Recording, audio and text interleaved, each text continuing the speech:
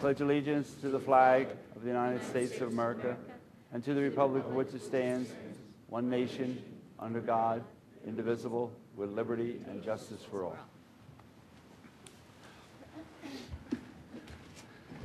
The next item on the agenda is public participation, and we're, if anyone's going to not talk about stormwater, could you please come up first? And then Bob's going to make a little presentation, and then anybody wants to talk about stormwater can talk about stormwater. So anyone that wants to speak that's not talking about stormwater and the rains we had last week.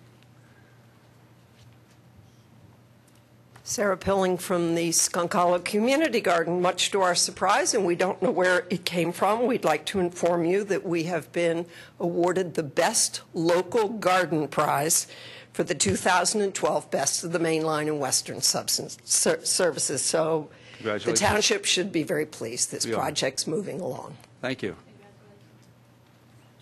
Sarah, before you sit down, how many people showed up for your garden party? Mr. Zinkowski, Tammy Cohen, and about 40 other people. Great. It was a beautiful night. Yeah, I was over there on Sunday and talking to the folks.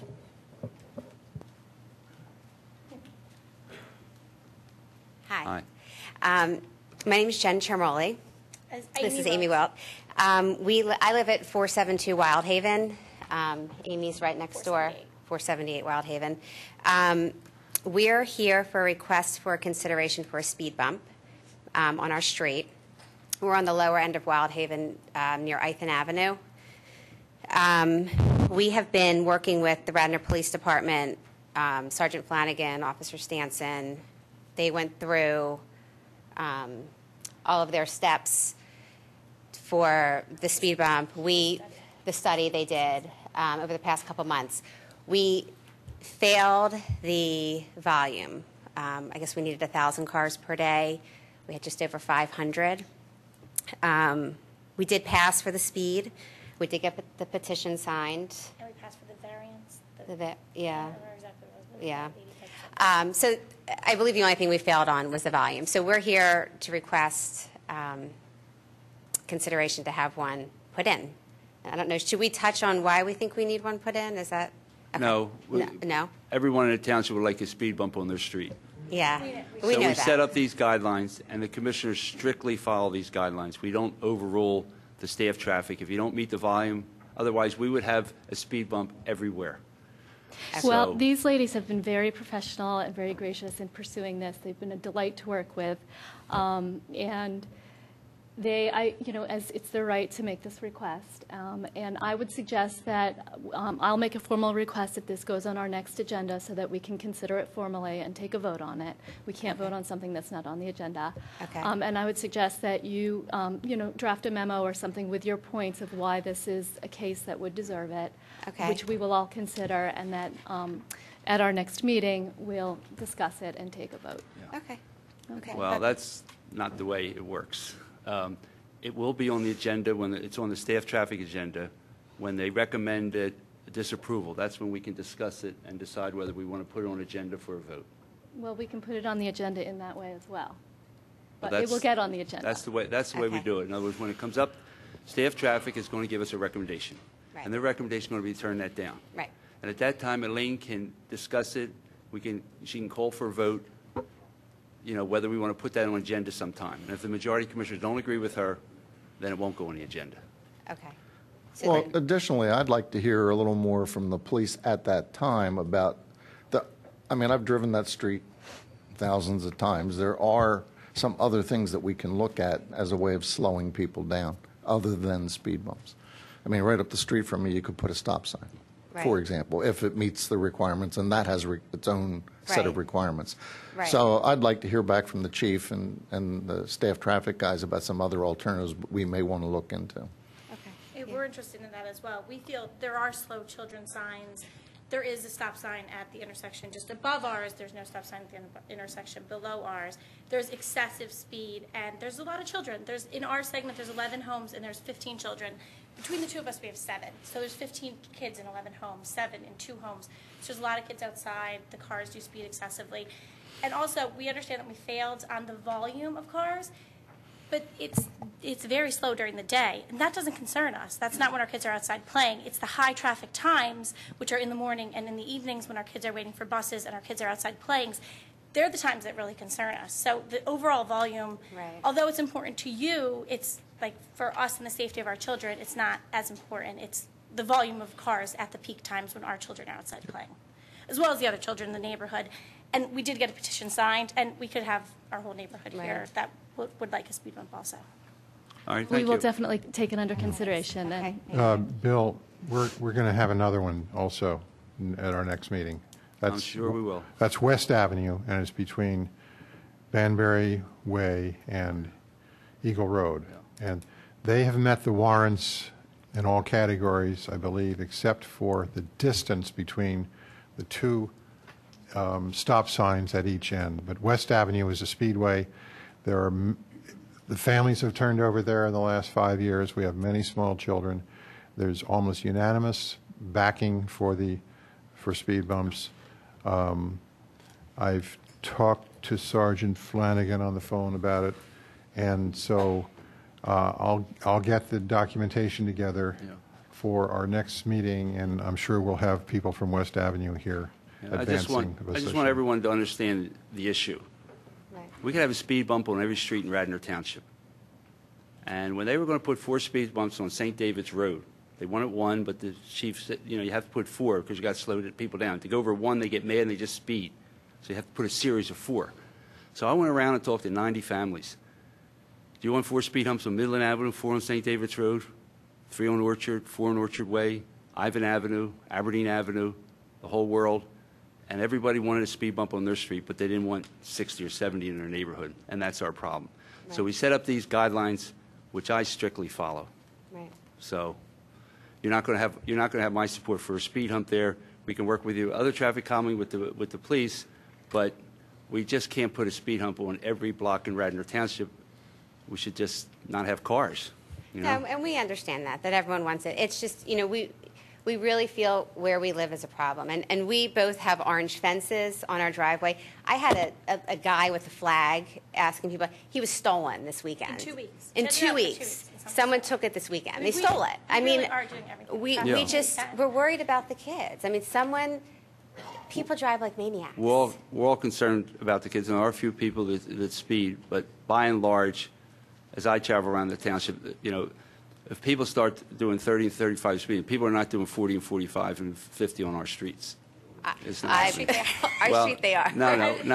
We would like to have Yeah, Yeah, well, you I have mean- the data that the police department gave Yeah. you, so I'm sure they'll show that people are not doing 45 and 50 on your street in number of volume. But Okay, that's my position. Right, The and board will that's- yeah, decide that. I just yeah, want to be yeah. honest and fair with No, you. I'm that's not going fine. to No, change my thank you. position. Yeah, so- no, I mean, all right, we do. thank We you. get that. So Okay. Thank you for your time. Okay, thank you. All right. Thanks.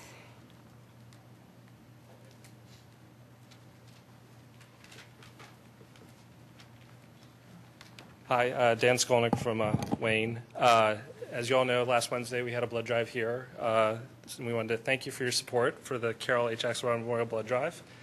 It took place last Wednesday. Members of the community donated 81 units of blood, which exceeded the Great. goal that the Red Cross had set. So we wanted to thank everyone, and that will help more than 240 people. So we'd like to thank you for allowing us to hold the drive here. We'd also wanted to thank members of the staff that helped make it possible for the drive to take place here.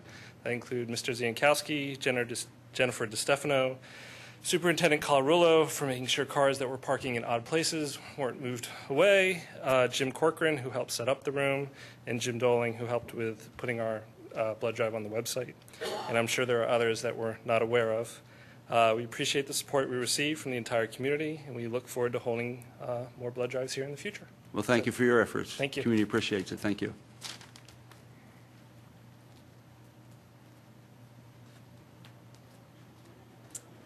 Hi, thank you for this opportunity. I'm Sue Metzger, and I live on Midland Avenue in downtown Wayne.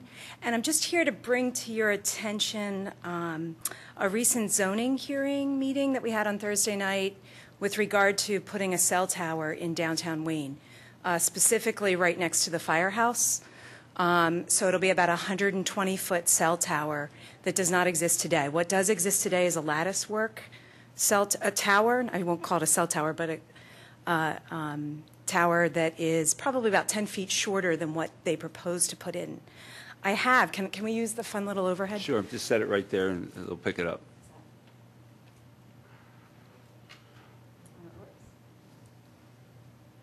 I don't know if that helps you at all. So what's existing today is the lattice tower, and the proposal is this cell tower. This will be right next to the Radnor Middle School playing fields. It will really change the cityscape of Wayne.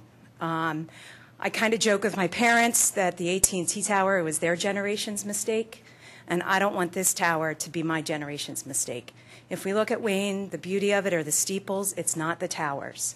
So I'm really disappointed that the zoning committee seems to be very much entertaining this idea of putting in this tower in downtown Wayne. So I guess my question to the board is, one, are you aware of this? When I've spoken to you and some others, I haven't gotten a sense that anybody is really aware of this zoning issue that is coming to the board or has been proposed. It's been paneled till next month.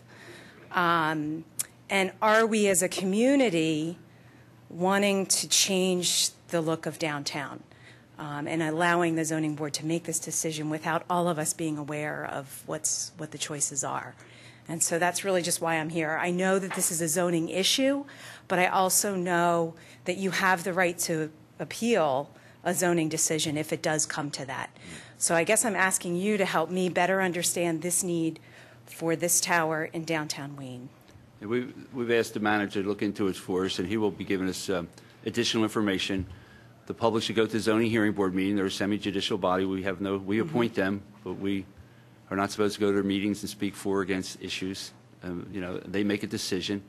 If we don't like their decision, we could appeal it. And so we'll be discussing that. The manager will be discussing that with the Board of Commissioners. Okay. Would that be an open discussion, or is that a discussion? No, he would just be giving his information and the background on it so that we would know what the issues are. I mean, it will be discussed openly at the zoning hearing board meeting. Okay. Okay. All right. Okay. Great. Thank you. Okay. Any other issues that are not stormwater?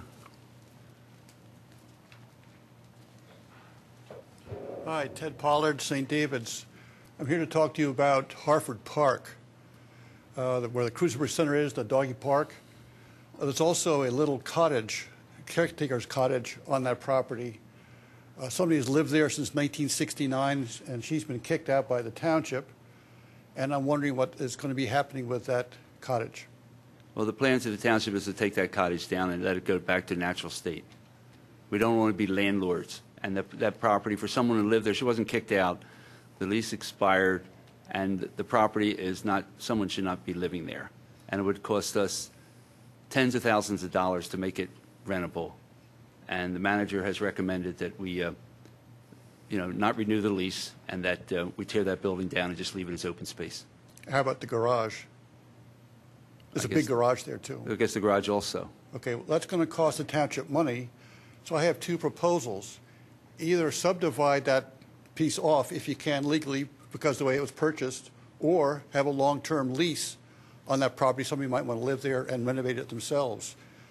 By set up our guidelines, that would cost the township absolutely nothing, get some revenue coming in, and you have another pair of eyes on that property. We've been vandalized there already, and it'd be very helpful to have somebody living there to watch out for that property.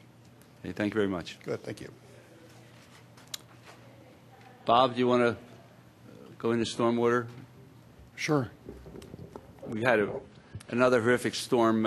Radnor Township is supposed to get a 100-year storm every 100 years, but the last 4 or 5 years we would get them every year or twice a year. And the people in the low-lying areas in the floodplain, and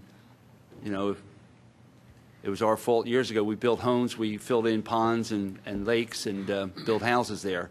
And the water keeps wanting to go back where it's supposed to be, and it's causing a big problem to a lot of our residents in those areas, especially in the South Wayne area along Midland Avenue, St. David's Road, and Jim's Ward and Poplar Avenue. So, Bob? Sure. Just give an update, kind of recap what this is here in regards to our storm.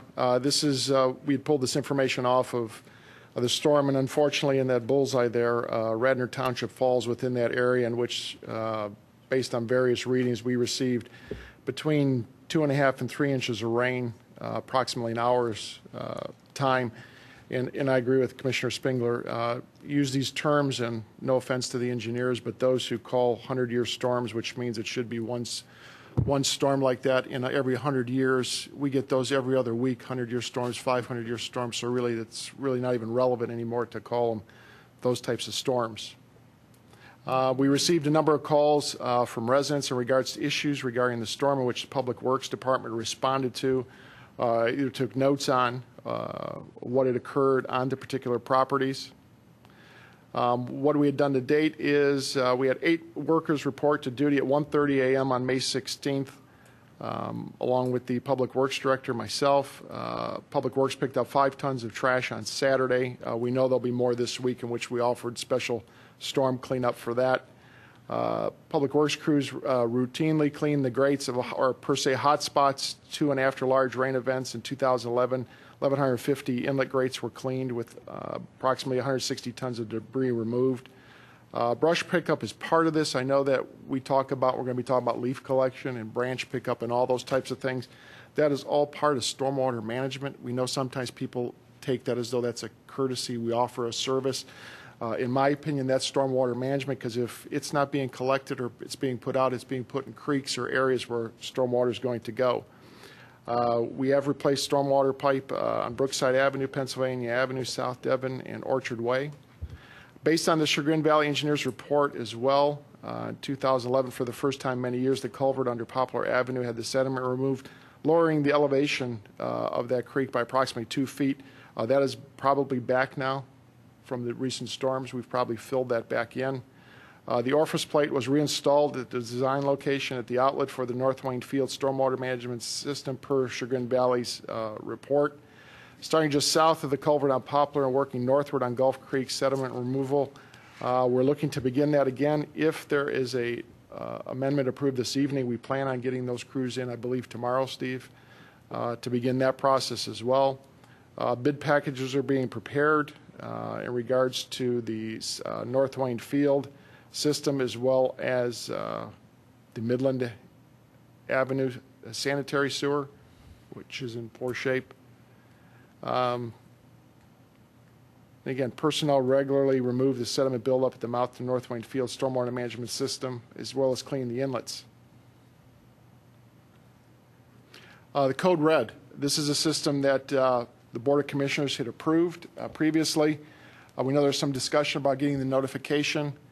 In November 30th, 2011, there was an all call that was sent out. What it was a data dump from the county 911 emergency system, which basically was sent out to say, you can sign up for Code Red and pick the different items you could select, because we had a number of residents that said, I don't want to be woken up in the middle of the night because there's a flood or a severe thunderstorm. I just want to be notified about a tornado warning. So we advertised that, the website, the 2 newsletters. Again, you have to sign up for the special notification. I know some residents had mentioned they didn't get the flash flood warning. For those that said they didn't get it, we had a number of calls and emails from residents that said, don't wake me up anymore at 12:30 in the morning for these. That's an inconvenience. So it lists here the number of the data, as well as on the screen here you can see these were the blocks of calls of how they were called out. So when the flash flood came, this is where the block of calls were placed by Code Red. As a reference point, April 21st, we had a severe thunderstorm warning. Again, as these storms move, that's how the calls are made, in that cone of where the storm is going to. Bill, I'm going to let you take this section. Sure. There's 2 pieces of legislation on tonight's agenda relative to addressing some of the more urgent items. Resolution 12-62, which is for the board to consider moving forward with several emergency type projects. Several are sanitary sewers. There's 1 storm sewer, a traffic signal, and a water line replacement. So to try to tie the Resolution 12-62 to Resolution 12-61, which will amend the budget, what we did is we outlined the various projects. So, for example, under the sanitary sewer projects, included in the original budget was a $400,000 amount earmarked for sewer improvements. We're proposing, or Resolution 12-62 proposes to move forward with Conestoga Road, Lancaster Pike, and Runnymede Avenue at those estimates, at the 25,000, 6,000, and 60,000 estimates respectively. Additionally, there is a storm sewer project currently that is not included in the capital fund budget, so Resolution 12-61 includes supplemental appropriations in the capital fund for $90,000 to do the improvements on Barleycone Lane. And then two other projects that aren't directly related to the storm but are also more pressing in nature that we wanted to include tonight. There's a traffic signal project at Lancaster and Luella. This will be reimbursed by PICO, so there is no impact to the 2012 budget, but we wanted to show how the numbers are going to work through the since we had the opportunity to discuss it tonight. And then finally, a water line replacement at the Willows. There is no capital improvement money in the Willows Fund currently, so 12-61 tonight includes a $10,000 estimate for a water line replacement down at the Willows property. Moving forward... Bill, excuse me. Yes, sir. Going back to the second major item on your screen, storm sewer projects. I talked with our manager just a few minutes ago before this meeting started about adding to that light item the repair of the stormwater retention basin on North Wayne Field, at North Wayne Field.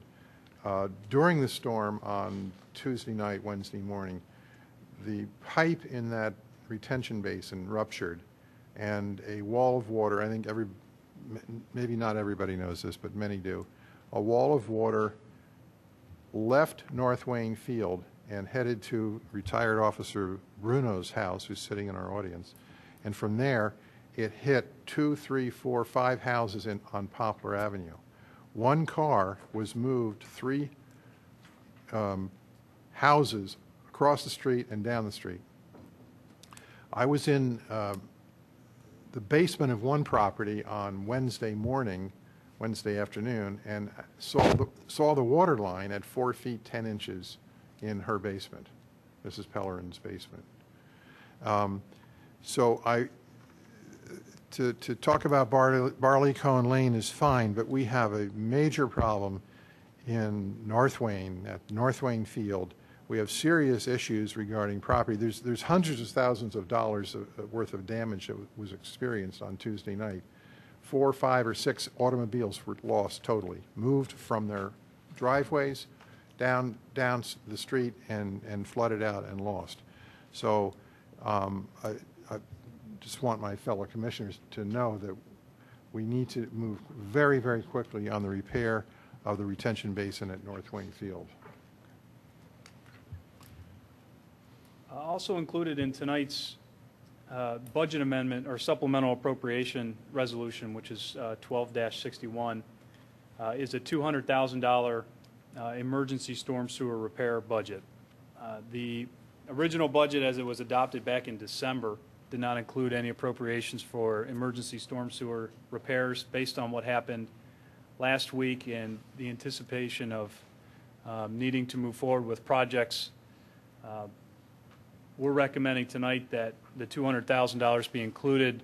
If you go through Resolution 12-61, it discusses amendments to the revenues within the general fund and several other areas in the expenditure budget to move money around to set these appropriations aside. In terms of making sure that these types of things are monitored and being reviewed, the primary issue, and maybe it speaks to your issue, Commissioner Higgins, is that currently we don't have a dedicated revenue for stormwater management. The result is that every time these issues come up, general revenues have to be pulled from other priorities. So it's basically stormwater versus everything else that the township's asked to do. As a solution, a potential solution is being reviewed as part of the stormwater impact fee project that is currently underway.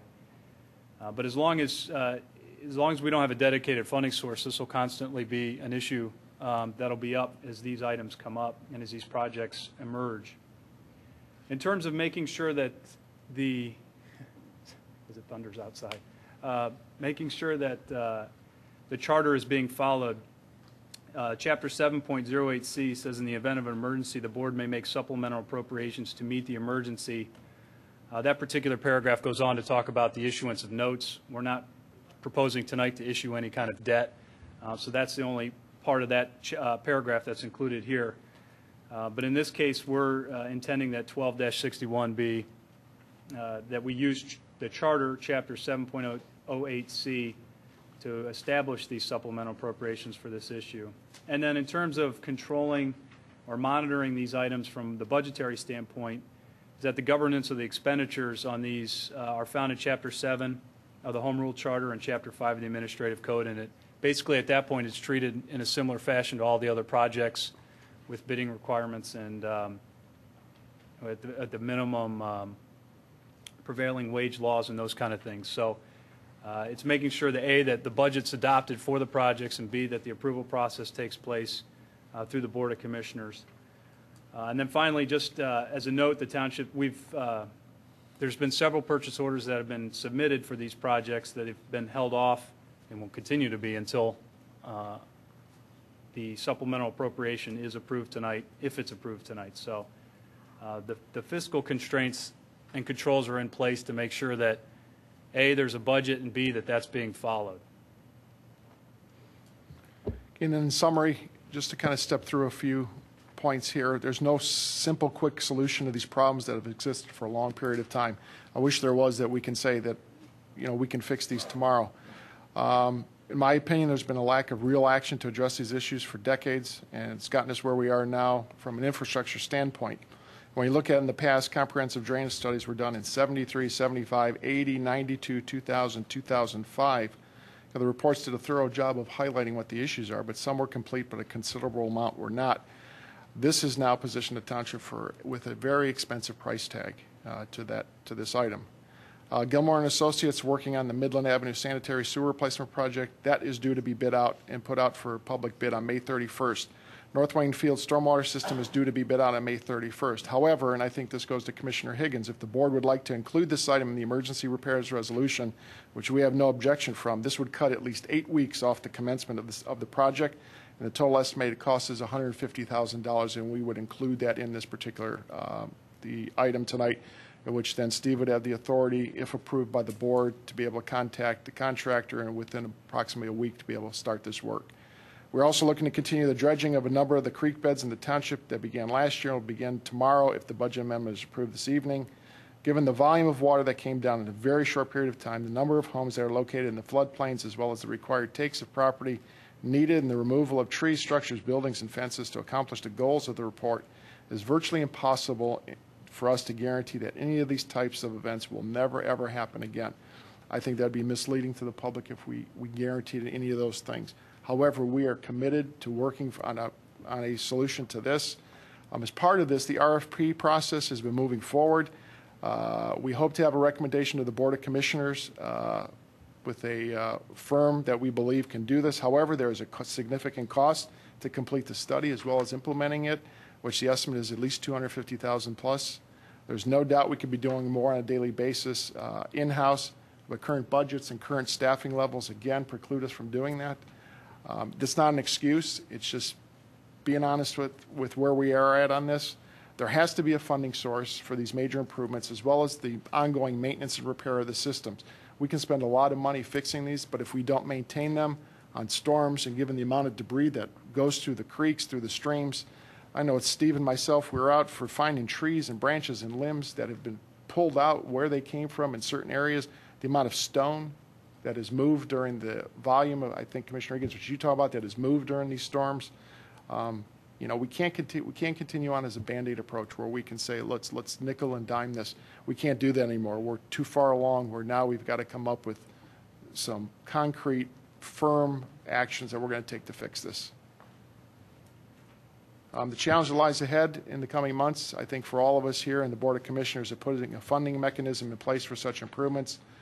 Again, that includes the cooperation of residents, businesses, and educational institutions, and that may involve easements of property, expanding out where we're going to store water, detain it. And we're committed to working on this. We're not going to let this go away. We're not going to turn our back and say, we'll hope that it goes away, because it won't.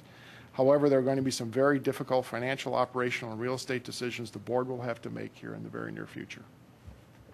And just to look at the estimated costs from the report for the different watersheds it's broken into, it's a big number. Some of those with the Gulf Creek watershed include some of those is the acquisition of real estate to be able to accomplish those. But if you look in some of these, we're approximately around $5 million worth of improvements to make in the near term. And if we decide and we have to get in some of the areas that may involve the takes of properties, it could be a very expensive project. But that's where, again, as part of this RFP, having a firm, putting things in place, we can actually get this down to and put a plan in that everybody can follow. And that's all I have, Commissioner. Okay, thank you.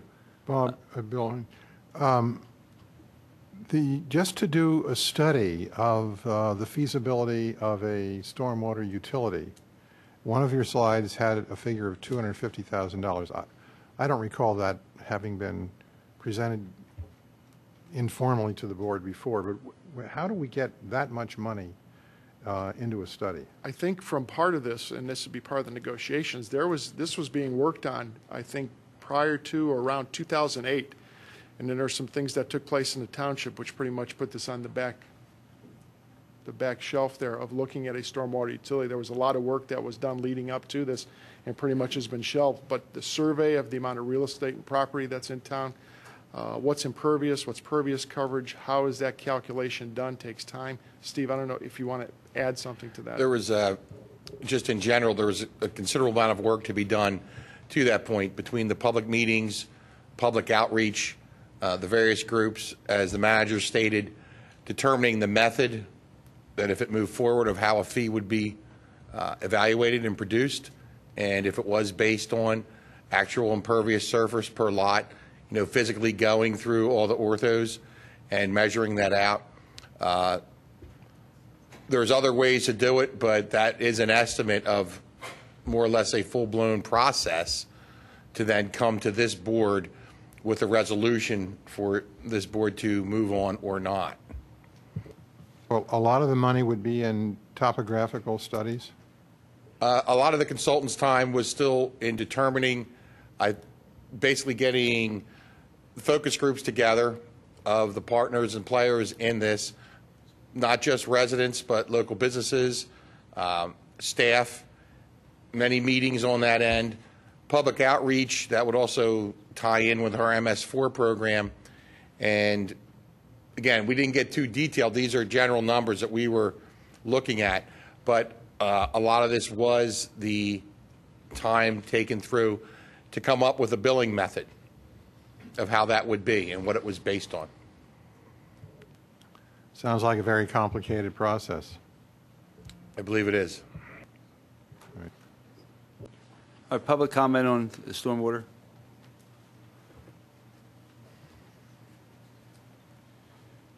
Good evening, Commissioners. Ken Taylor, 242 Willow Avenue. As Mr. Zinkowski indicated,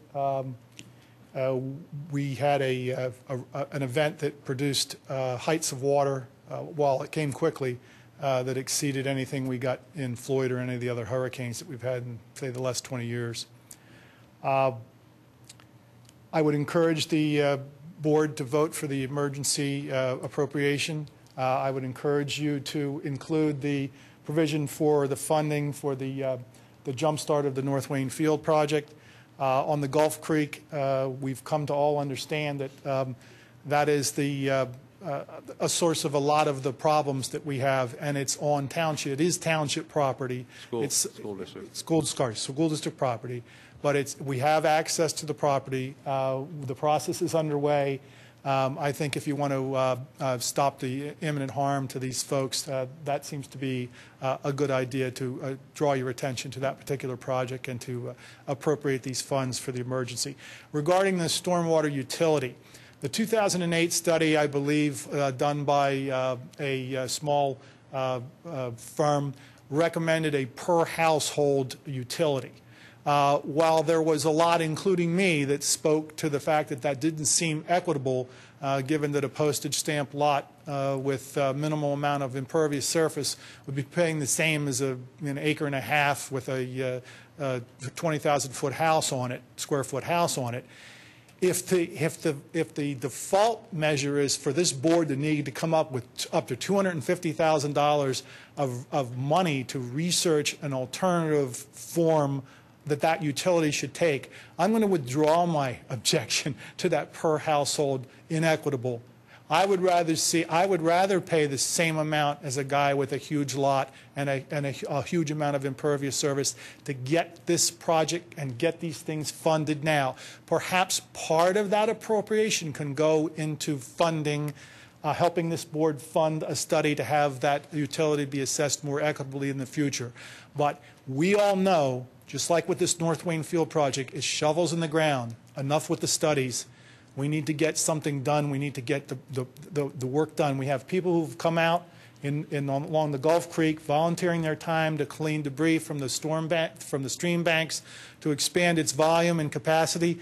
The morning before this hit, we had another one that filled the stream right up to the edge. That's why I think the one later in the day was so pronounced and did so much damage. It came up so high. The water was already saturated. The groundwater was already saturated. We're doing our part. We're not the people along the Gulf Creek are not just asking you to hit others up. We're in there. We're working with you. We know the financial constraints. And again, if the stormwater utility at $35 or $65 a household gets shovels in the ground sooner, I'm going to withdraw my objections to how that's equitably handed out. It would take nothing more than a mailing to send that kind of a bill out to homeowners. It wouldn't take a $250,000 study and maybe 2 or 3 more years before we can get some shovels in the ground. Thanks. Ken, as long as you've mentioned who owns North Wayne Field, and Bob, this is for your staff to consider too. I walked the AT&T lot this morning, the parking lot. I did very, very rough calculations and calculated about 11,250 square feet of asphalt. All the water that ends up on North Wayne Field is not Radnor Township water.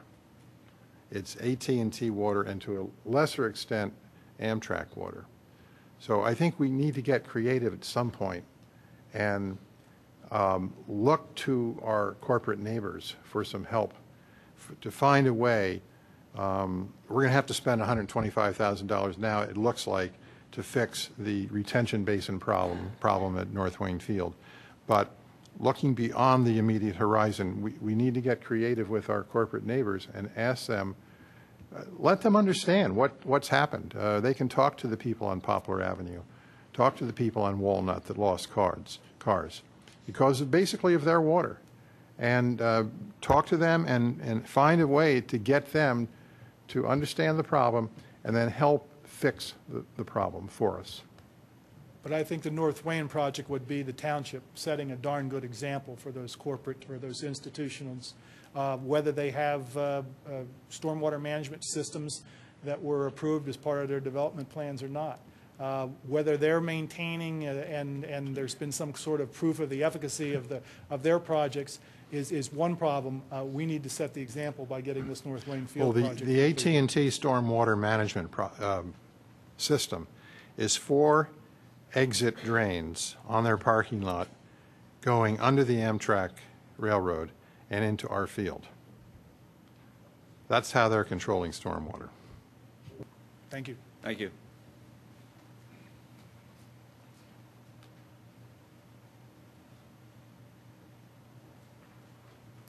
Good evening, everybody. Bill Burno, 205 North Wayne Avenue. I'm one of your retired police officers after 25 years of service. I ask also that this resolution be approved tonight. During the storm, I walked around, I looked around, I saw what was going on, and I have never seen it this bad in the 25 years or so that I have lived at 205 North Wayne Avenue. It comes down my driveway like a river. It flooded out my garage. In my garage, I do repair antique motorcycle engines. I did lose one that belonged to one of my customers. I have a little shop in there. I had to completely clean it out. I don't know what I'm going to do with this motor. I guess I'm going to try to patch it up the best I can for him. If not, I'll have to buy him another one. But, you know, I'll tell you a funny thing. I was talking to one of my neighbors, the Youngs, on Poplar Avenue, and they said they really enjoy living here 360 days out of the year. It's the 5 days that they despise. And those 5 days are usually the big storms that we get. So I'm asking for some form of relief. And also I see, as I drive around the township, the flags that are on the various poles that Radnor is the best place to work and live. It definitely is. But for those 5 days, it sure isn't. Okay? Thanks, guys. Any other public comment? All right, Bob, it's just not North Wayne, but we have a lot of troubled areas, been flooding for years, and we have to continue to find solutions. Thank you. I'd like to give a notice of an executive session preceding this Board of Commissioners meeting on May 21st, where personnel litigation and real estate matters were discussed. Can I have a motion to accept departmental reports? So moved. Second. Any comment? Yeah, I just want to point out a couple of things that were in the finance report. The real estate transfer tax, which is what our township makes on transfers of property, for the period between January and the end of April, was the highest. We've taken more than we've taken in since 2008. So I'd like to call it out because it's good news, and it's showing that our real estate market is active again, and this tax is bringing in more than we expected. It's more than we budgeted for, and it's more than we've seen in this period in the last several years. We also had, in the month of April, really robust permitting activity. Our community development department has been very, very busy. This last month, just April, we took in over $400,000 in permitting fees and related fees, and year to date, it's only a little bit over $600,000. So it was a really busy month for them as well. So I just call these numbers out because they are good news, and it hopefully is showing a little bit of a spark of activity and coming back. Any public comment? All those in favor? Aye. Aye. Opposed? Passes 5-0. And on the executive session, all commissioners were present except John Fisher. Next, we have a certificate of appreciation for Bill Thomas, Executive Director out of Chanticleer. Whereas Radnor Township would like to recognize and thank Bill Thomas for his continued years of support. Bill has been involved with the Shade Tree Commission for a number of years, and he's led to the preservation and planting of trees throughout the township. And be it known that the Radnor Township Board of Commissioners commends Bill Thomas and further acknowledges his role in improving the environment. And we really appreciate his work, and we've been very fortunate. Since 1993, Chanticleer has donated over $100,000 to plant trees in Radnor Township. And we appreciate that effort, and Bill helped spearhead that effort by making the contributions from Chanticleer. So I have a motion to approve the certificate of appreciation. I motion we approve the certificate of appreciation. Second? Second. All those in favor? Aye. Aye. Passes 6-0. Thank you, Bill. And we'll get that over to him. Next, we have a 2011 audit report presentation.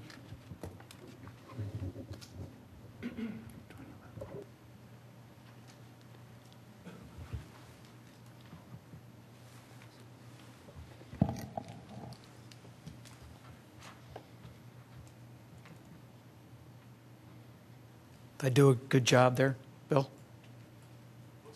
Thank you.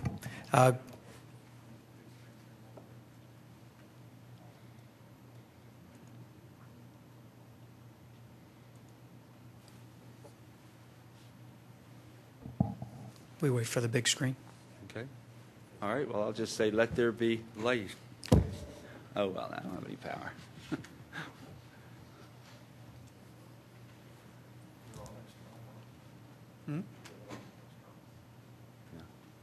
Should be. All right, well, why don't you just give us a song and dance while we're waiting? Just give us some background. Sure. Just introduce Sure, I can do yourself, that. As we fire up, good evening, everybody. My name is Bruce Bronowell. I'm with Clifton Larson Allen. We are the audit firm for Radnor Township, and we're here tonight to give an audit summary for the 2011 audit. I'm here with my two colleagues, Kristen Deisler and Bill Lockery, both really responsible for the field work. In summary, we do have audited draft financial statements that are ready to go in for review with management.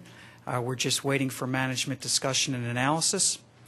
The management letter, which everybody is concerned about, has been vetted fully with the subcommittee of the CARFAC last week and also the full CARFAC. We are pleased to report that the management letter is much less robust as in previous years. We noticed a number of comments that have come off the list, and there will be a couple more that are added this year, and we can talk about some of those comments. The audit will remain in draft form until we get formal approval by management, CARFAC, and the Board of Commissioners. It is anticipated, and this is good news for the Township, that we will be issuing an unqualified clean opinion for the Township, and that is on both the entity-wide and fund levels. As everybody remembers from last year, there was a significant generally accepted governmental auditing standard that came out. It is related to GASB 53 and a swaption. The Township does have a swaption on your books. I'm sorry. Sure. Yeah, you can go on. Okay. There is a swaption on the books. It amounts to about $1.9 million as a liability, and that is something that the Township should consider and vet over the next couple of years to see what to do in relation to that liability. It does only impact Bruce, the can I ask ND1. Bill a question? Bill, Sure. We've had previous discussions on that, and you were going to, I thought, pull together some kind of analysis that would give us some kind of trigger point as to perhaps exiting that. Is my recollection accurate? And That is accurate. We haven't gotten to that point yet. And there are Before you get consultants- too far in, could you help some of us who don't have a whole lot of financial academic training and our audience as well, what we're talking about when we're talking about a swaption liability? This resulted a number of years ago when the Township decided to get into this swaption.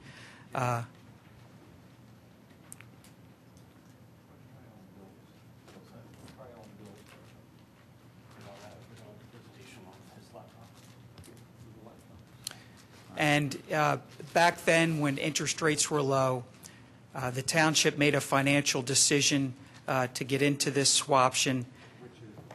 Which is what? All it is you received an upfront payment for $1.1 million, and it enabled you to get into the ability to get into a fixed rate situation, and also down the road be able to refinance that potentially or keep it as it were. And if interest rates went up, this was a good deal for the Township. The problem is interest rates did not go up. They stayed the same and even dropped. And with some of the economic conditions this summer, that's what caused the liability to go from approximately $70,000 up to about where we're talking about $1.9 million. So it is something that you should evaluate going forward. Thank you. You're welcome. Bruce, do you need this since he took your computer? No, I'll be fine. Hey, no, I don't have a computer. Next slide, please. The other thing to consider, the Township does have a considerable OPEB liability, and that is those benefits that you're paying for your post-retirement folks outside of your pension, so that's all your health benefits. That did increase by $3.1 million in 2011 to a total liability of $12.6 million. So it's not cash that you have to pay now, but our standards required that this be recorded on the entity-wide financial statements.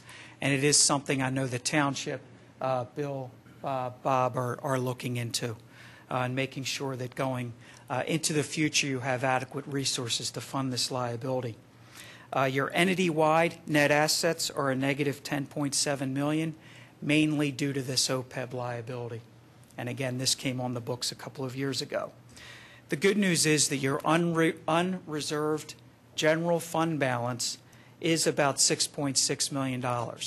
And you have about 3.4 months worth of general fund expenditures that you've covered with your general fund balance. We like to see somewhere between 3 and 5 months. We do deem this to be adequate reserves. And some more good news, you did increase your general fund balance by about $1.6 million in 2011. Next slide. Bruce, if you don't mind, can I jump in real quick? Sure. I just want to touch on the discussion on fund balance. If you recall, in December, when we adopted the 2012 budget, there was also a resolution that was adopted prioritizing any of the fund balance that was in excess of the target. Once the financial statements were done, we were waiting for the financial statements to be done to put together, what the exact numbers are. So when we talk about those, the excess over the target, the 28%, what we'll do once everything's finalized here in the next month is go back to Resolution 2011-156 and apply the different percentages that were allocated by the board, which go towards offsetting liabilities or funding requirements for the compensated absence liability, the capital funding contributions, OPEB, and pension. So we'll start working on those now that the financial statements are done and the numbers have been audited. And they will be in the right categories when we're done with that process. Yes, sir. The next slide, please. I talked about the management letter and some of the key points to this letter. And again, this has been vetted through CARFAC. The good news is about 14 points came off the letter this year as compared to about 4 points that came on. One of the big items is the Bruce, establishment. can you characterize that in the context of the comments you gave us? Sure. The 14 were a mix of, important and less important. Right. What the township is left with is 2 material weaknesses, which is the highest level of finding that we can have. That compares to about 6 in the previous year. We're also down to 1 significant deficiency, and the rest are considered control deficiencies or just general comments. So, as I said before, taking 14 comments off where 4 of them are material weaknesses, a couple significant deficiencies coming off as well. It's really good news for the township. And since we've been involved since 2008, we're definitely looking at a thinner reporting package, which is excellent. Again, the accounting policies and procedures manual is very important, and I know management is looking into that and getting that done by the end of 2012. A wire transfer policy was put in place in April 2012. Segregation of duties, which has been an issue in the past. They're really buttoning that up relating to payroll and disbursements. And some IT-related issues, which again are, we talked about stormwater and potential disaster. We want to be ready as a township in case there is a natural disaster. What do we do about it? Do we have adequate insurance coverage? Do we have proper documentation? Are we testing that policy? Mr. Branwell, what were we not doing with regard to wire transfers that we are now doing? I don't think, Councilman Higgins, there was appropriate policies in place in terms of authorization of those wire transfers. And also, I don't think the bank was aware of a policy over wire transfers. So I think, and correct me if I'm wrong, Bill, those have been cleaned up? Yes, they have. Okay.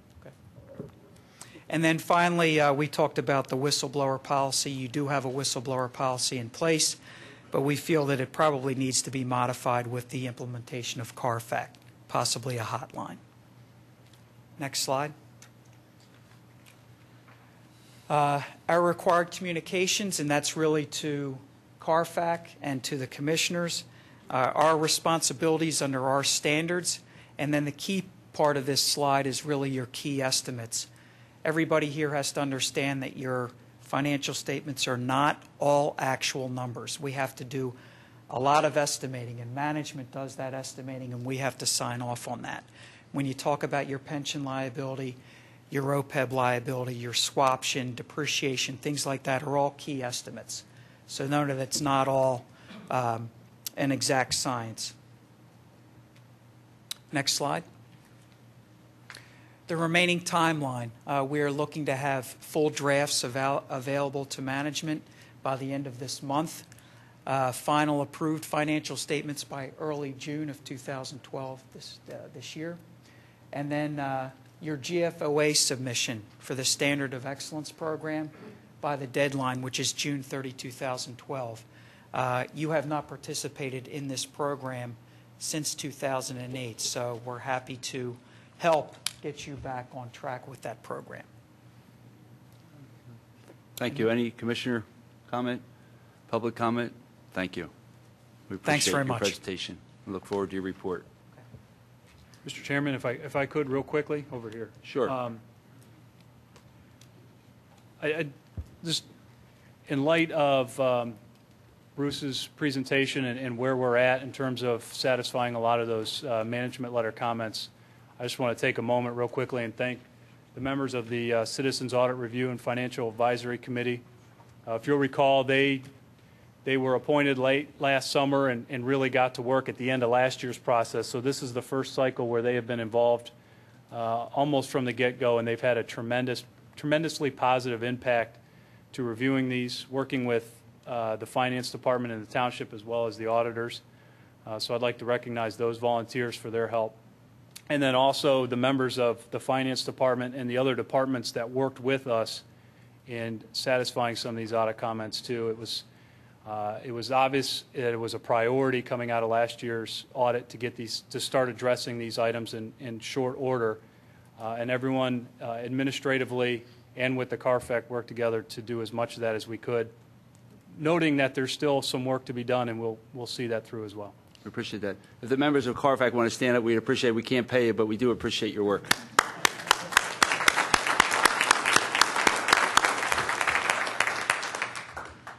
All right, now we'll move to community development. Don? Sure. Tim Brennan, are you going to give us a presentation? Are you here for Biomed? Yes, okay, very good. And then staff, either Kevin or someone from staff, just give us a synopsis of this for a moment.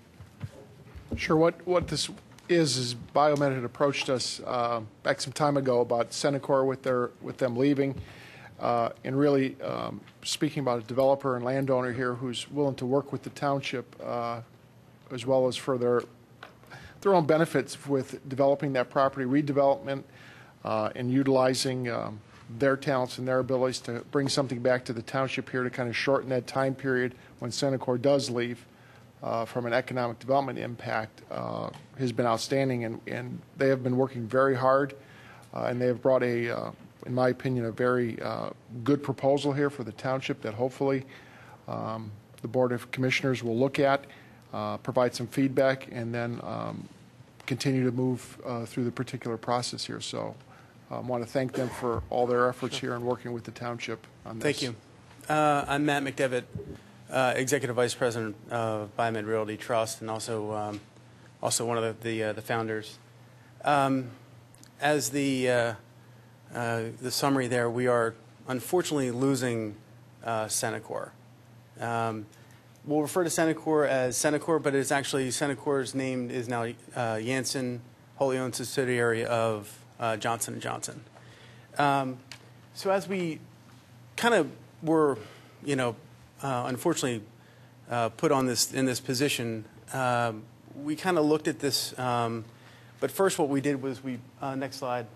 First, we put together is a kind of a first-class team to handle this, and to kind of quickly make sure that the revenue that that Biomed has really won't be disturbed while they vacate.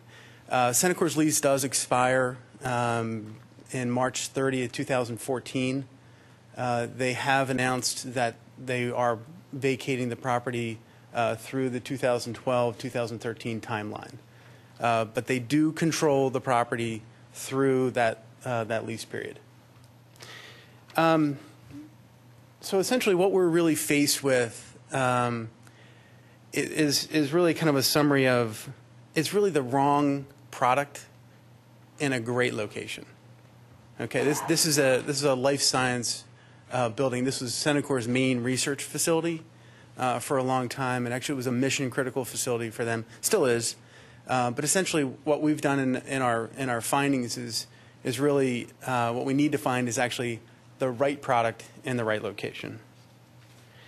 So let me give you the 1 minute pitch about Biomed, because I know we're probably not a household name here in Radnor, but we are a $5 billion market cap REIT.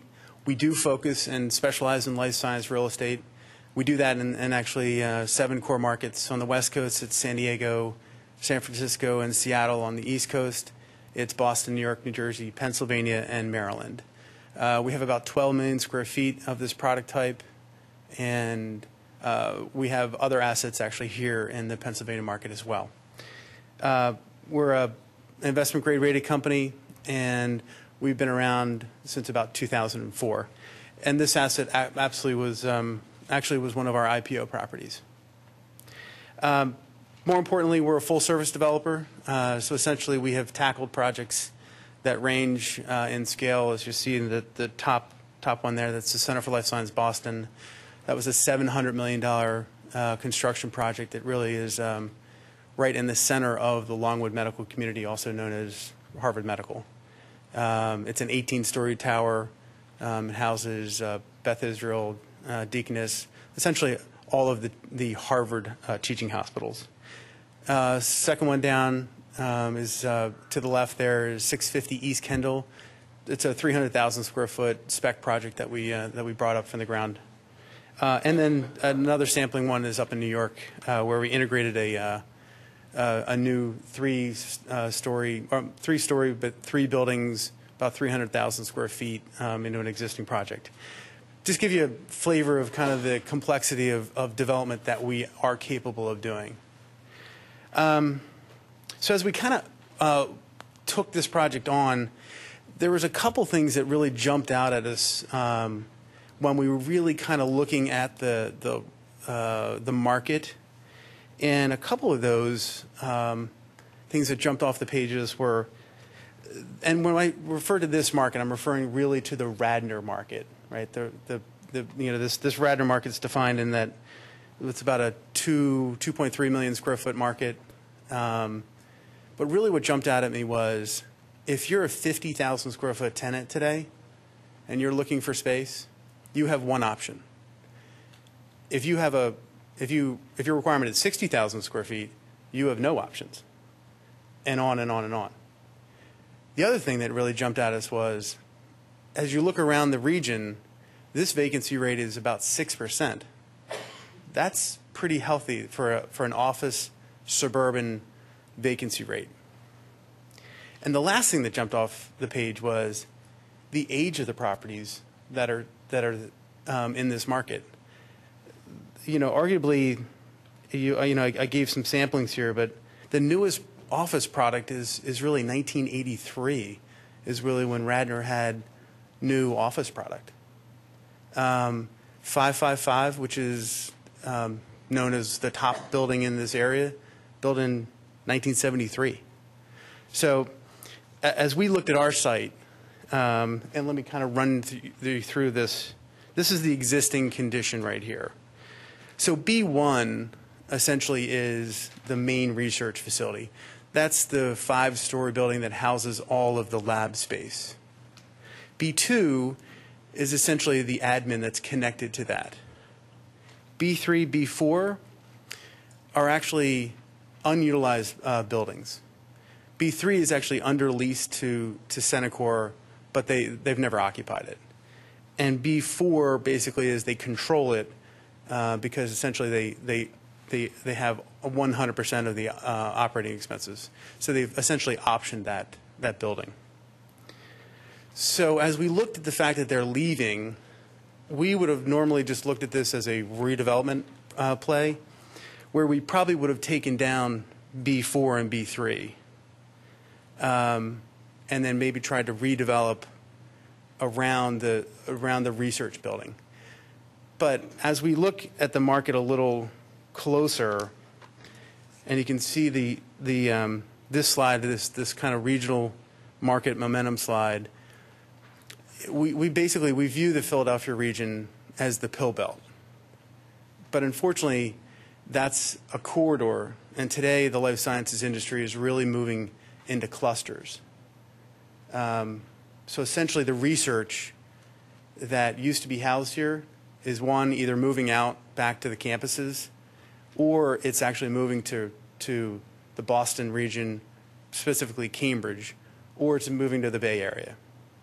Matter of fact, on Friday I was on the phone with one of our current tenants and in the Malvern area, and they announced that they're leaving and they're going to Boston.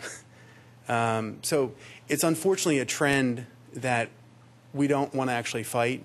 So, you know, even if we tried to redevelop the main research building, very large floor plate, it operates as a single one-pass air building, very, very difficult to multi-tenant. And what we found in this region is the tenant size is about 4,000 square feet for a life science tenant. So on a redevelopment, we'd be here forever. So what we've embarked on is the next slide. And what we view this slide is, this is really the right product in the right market. Okay, this is a 3-story complex. Essentially, it's tearing down all of the existing structures. As Biomed Realty Trust, it is a hard thing to think about that we would actually tear down lab space. But, you know, when the market moves away from it, you have to basically bring the product, the right product, to the market. So, unfortunately, we'd like to make the decision to essentially embark on this kind of project. This is each building is roughly about 300,000 square feet, 7 stories. We know how to build this product. It will essentially, as you can see here, we've put most of the parking, that's all structured parking, in the back of the site. The site is just beautifully positioned because of its location, because of the train track, and Route 30 and 476, to really have most of the parking in the back. So you could actually attach each and every one of the buildings to actually the deck. So we can talk about in the Q&A a little bit more about the details of this plan. But you see in the next slide. Can I ask, actually, sure. It'd be helpful if I was able to ask my questions with that slide there. So yep. If you could. The current height of the buildings is what? The building's there now. Current height of the building is basically 90 feet above the finished grade. No, these, maybe I'm not understanding this. The average building height here is the proposed. Oh, average building height. That's proposed. Yes. What's the current height of the buildings there now? The current height of the buildings to the top of the mechanicals, so from a practical standpoint, what you see is 90 feet. So basically same height. Same height, right. I don't know if I did my math right or didn't understand something, but if you go back 2 slides. Mm-hmm. Which one? It says existing conditions site plan. Yep. If I added it up correctly, I got 772 parking spaces. And the new proposal has 2,600 parking spaces? Correct. So you're looking to increase parking on the property by 2,000 parking spaces? Today's market, we need to be, for an office product, at least 3 per 1,000. For a lab, you can actually probably get away with 1.5 per 1,000. But in today's environment, it needs to be 3 per 1,000. So you are correct in your math. We were increasing the parking 2,000 spots, roughly. Okay. And is this proposed right product for the market all zoning compliant? Are you going to be needing variances if you were to build this? Kevin, we'd probably be looking at a zoning amendment.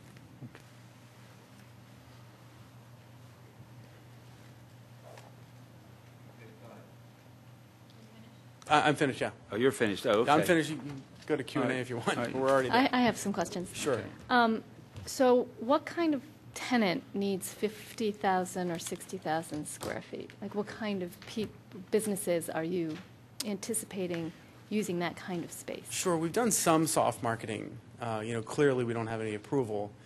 But, in today's environment, it's the financial institutions that are out looking for space, the boutique investment banks, the lawyers, the accountants, really the people that want a Radnor, a Villanova address, want this location, and essentially want a first-class office building. I myself, or Biomed's Philadelphia office, when we went out looking for space, I wanted to be in this market, and I wanted to be in the best building in this market, and I was pointed to 1000 Continental, which to me looked like a lot like King of Prussia. And that's not the location I would want to be in. So no, and you're completely moving away from life science tenants. If I could spend a little more time on the slide that I breezed through, unfortunately, that's correct. Mm-hmm. I would love to tell you that this market is vibrant with the life science industry, but it's not. Essentially the VC group that I was on the phone with said it very clearly. The talent that needs to build a biotech company is no longer here. If they were to build a specialty pharma company, absolutely this market has plenty of talent to actually draw from. And your other major facilities and buildings, are any of them pure office? Sure. We own Genzyme's headquarters in Boston, 100% office. Mm-hmm. We did Logitech's corporate headquarters out in San Francisco. So yeah, there's a good piece of our portfolio is actually office. I have another comment about the parking. That's a lot of parking, a lot of cars. So obviously, I'm going to, invoke a little consternation about traffic, which I'm sure if we proceed, we'll discuss at length. Of course, and we've embarked already on a traffic study. Right. I wanted to mention that in that area of our community, obviously it's right next to the high school. Mm-hmm. There's a bit of a parking issue there as well, as I'm sure you know, since they all park on your campus. With our approval, and they absolutely call us. They do the right thing by giving us the right paperwork, and we're good citizens. We love to help them out. We have done every Katie Sampson the tournament. We do the 4th of July. We certainly know that there is a lack of parking on that side of the school. And as you can see, if you take a look at the slide there, we've even addressed the fact that, we'll put, some stairs there to actually, maybe even think about a dedicated area where we can basically, dedicate it to the school. Well, that, I think, would be engender a lot of goodwill in our community to have some community parking there available to, not just for events, but available all the time. So, while you're moving forward with your plans, it might be something you want to consider. Sure. We've thought about it already. We thought you can actually, designate an area. If they're juniors or seniors or whatever, that we could give them stickers. Mm-hmm. And clearly, if they don't have a sticker, they're going to be towed. Right. We're already prepared in previous times where, we've done the Katie Sampson, Mm-hmm. we've done the 4th of July. I think there's about 6 or 7 times that the lot gets used a year. Right. Okay. Those are my comments. Any other commissioner comment? Yeah, I have a few things. Nick, can you tell us the reason why a zoning amendment? I would imagine there's a significant amount of relief that's necessary and that the zoning amendment is preferable to other mechanisms. Sure. Actually, right now, you'll notice that, as Matt stated, most of the development is in the back part of the lot. So currently, I believe the setback requirement may be 100 feet or something of that nature. It's currently non-conforming, but we would be pushing most of it back to that area. So we would need setbacks. Certainly, we need height requirements as well, although we are going no higher than the existing utilities on the lab building. They're basically the chief requirements. I think on impervious coverage, right now, there's a limited amount of stormwater management on the site. Obviously, would fully manage the site, and actually, you may be under the site depending on how we calculate our gross slide area, because we have a piece actually that used to be part of the PennDOT Blue Route thing that actually is owned by Biomed also. And if you calculate that, and we probably would be decreasing or a very limited increase on impervious coverage. So really, the zoning amendment probably is the best way to go, and it gives the board control over how this site would be developed also. So that's why we were considering a zoning amendment as opposed to variances. So is the difference allowing a 7-story building instead of a 3-story building? Is that is it 3 or 4? I'm not certain. Although we're non-conforming on the site already as to height, but yes, probably the main relief would be height. Can you explain that to me? Because I was just told that the current buildings are 90 feet and the new buildings are 90 feet. Right, but the zoning requirement, I believe, is 40, 45? Yeah, it's actually 38 feet if you read the regs. But if you tear the buildings down, you don't get the benefit of the existing. Correct. Exactly. Well, one of the things to point out in terms of the zoning is that we are trying to respect the things that matter on the Get site. closer to the mic. Oh, sorry. We are trying to respect the things that matter on the site. The site itself is fairly unique for the area, and what I just wanted to point out is we've got the railroad tracks, Interstate 476, and then the train station that's in the upper left corner of the site over there. And in addition to that, then we have King of Prussia Road that's on the front of the site, which is really the part that everybody sees. So what we tried to be very careful about was to utilize the existing zoning regulations to respect those in the spots where they really matter, which is along that path along King of Prussia Road. What we're proposing in terms of that deviation from it has to do with the back of the site and the side that faces out to Interstate 476. Is there parking under the buildings? Where are all these parking spaces? It's in the back, there's a parking structure. And So I think there's some there's a fourth building that would go in that would be a parking structure? Yes. Effectively, where it says P1, that is a parking structure which runs parallel to the railroad tracks in the back of the site. But it's a building? Correct. How high is that? Oh, that structure is only about 20 feet high at its maximum. So do you we were think able to use the grade that actually drops down by the railroad tracks to keep the level of that parking garage low? Are you increasing the sort of the use of the site, or are you, by having 7 stories, or are you just distributing the use of the site differently? Meaning, allowance to go from 38 feet to 90 feet is very significant, but the nature of my question is that just resulting in 3 smaller buildings as opposed to 1 very large building, or a larger number of very large buildings? Looks like you have the capability to put a considerable more building on this site, footprint of building than is shown. So is the height relief mainly to allow you to go up with the... That's correct. Rather than add more space? Correct. And part of the reason why is because we're trying to be sensitive to the site. Yes. And work it out in a way where we can be careful about stormwater management, so that the more we go wide with it, the more of a stormwater management issue we have in terms of having to deal with that. So by going up and keeping that footprint a little tighter, we start to get into some of the things that people refer to in terms of LEED. For instance, when we talk about LEED equivalents and trying to be LEED compliant, these are some of the things that factor into how do you do that. Yes. Are you planning to do a LEED building? Yes. Yes. All 3? Yes. Yeah. Actually, the building I referenced that houses Genzyme's corporate headquarters is a Platinum LEED certified building. One of the only buildings in the country to have that. And is that your goal for these buildings, Platinum? No. That's usually dictated by the tenant. Mm-hmm. Genzyme was very particular about it. Mm-hmm. Any other commissioner questions, comment? Just, I don't see a suggested timeline here. Do you have a sense of when, because I guess they're vacating, so you don't want to tear it down while they're in there, obviously. No. They really do control it till March 30th, 2014. In my book, I'd love to have a building permit in hand the day that lease expires. I'm in with bulldozers knocking down buildings. So they have approached, meaning Senecor has approached to try to leave early but those are discussions that will be between Biomed and Janssen. Any public questions or comment? Thank you very much. We look forward to you presenting your proposal. Thank you. Thank you.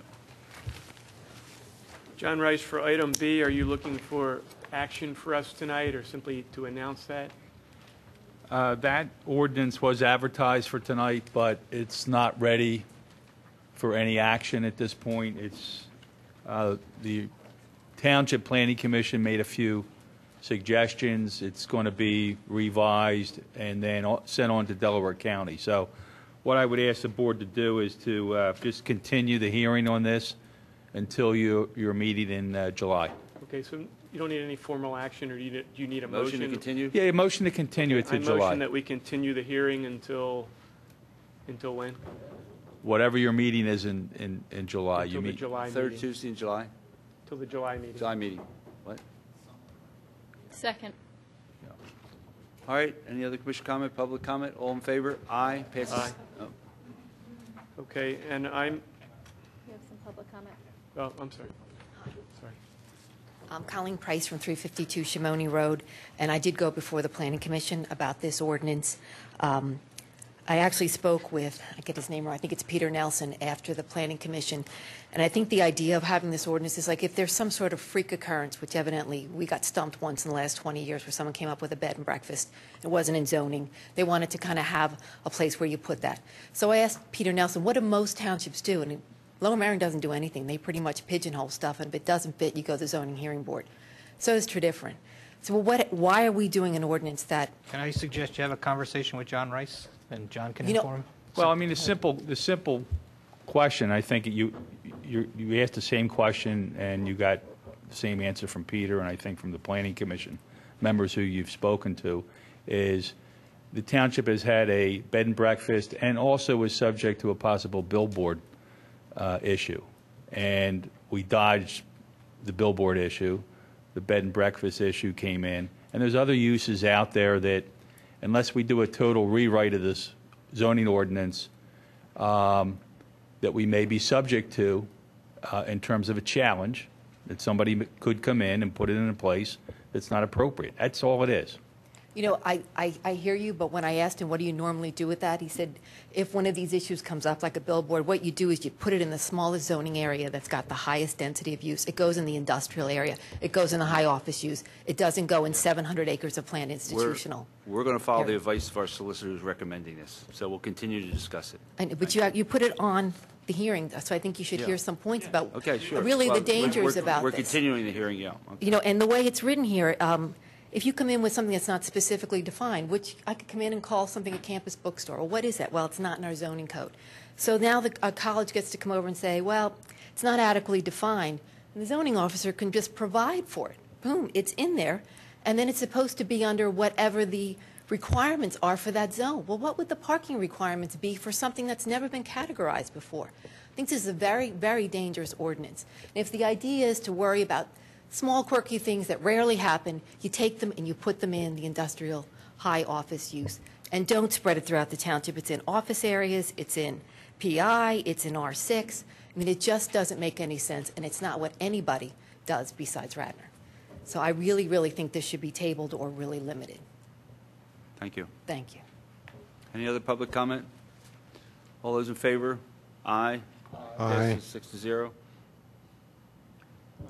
I move, John Rice, for this one, you want us to introduce the ordinance for item D? How about Yes. C? C, how about C? Excuse me, yes. Okay, so I move resolution 2012-63. Second. Commissioner comment? I just had, did we do any kind of advertising or requesting, I don't recall, for people to be on this committee, or is this just the existing committee reproposing themselves? I think we have the chair of the committee here, Cheryl Timolas, if she wants to get. Maybe you can give us just a brief synopsis of why this is in front of us and where we've come from. Okay, we came from having a group of people who you authorized with different individuals from different boards in the township Oh, I'm sorry. I thought I saw the mic. I know, I'm not a good speaker. Am I? Okay, so here we go. I'll get real close to it. Is this working? Yep, Yeah? let's go. Is it working? Yeah, just Okay. lean in and talk to it. All That's right. it. Initially, you authorized a group of individuals from different boards in the township, a certain conglomeration of them, certain number from each board, in order to seek an open space and recreation grant from the Department of Conservation and Natural Resources in the township.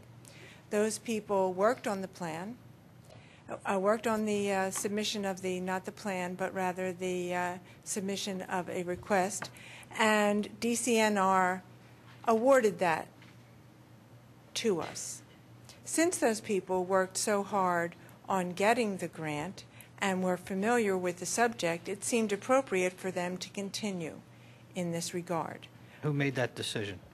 I think we are about to, or not made it, right?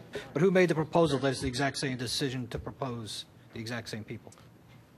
Themselves, I think, right?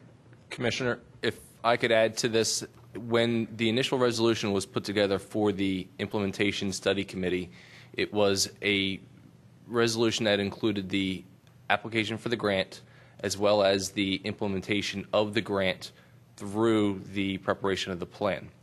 So at that point in time, it was considered one study committee that started at the very beginning with the grant application and finished with the revision and the adoption of the open space plan. The problem that we ran into is part of the initial resolution. It had an 18-month window to get all of that work completed. We were already 12 months into that window, and we just were awarded from DCNR the ability to start this process.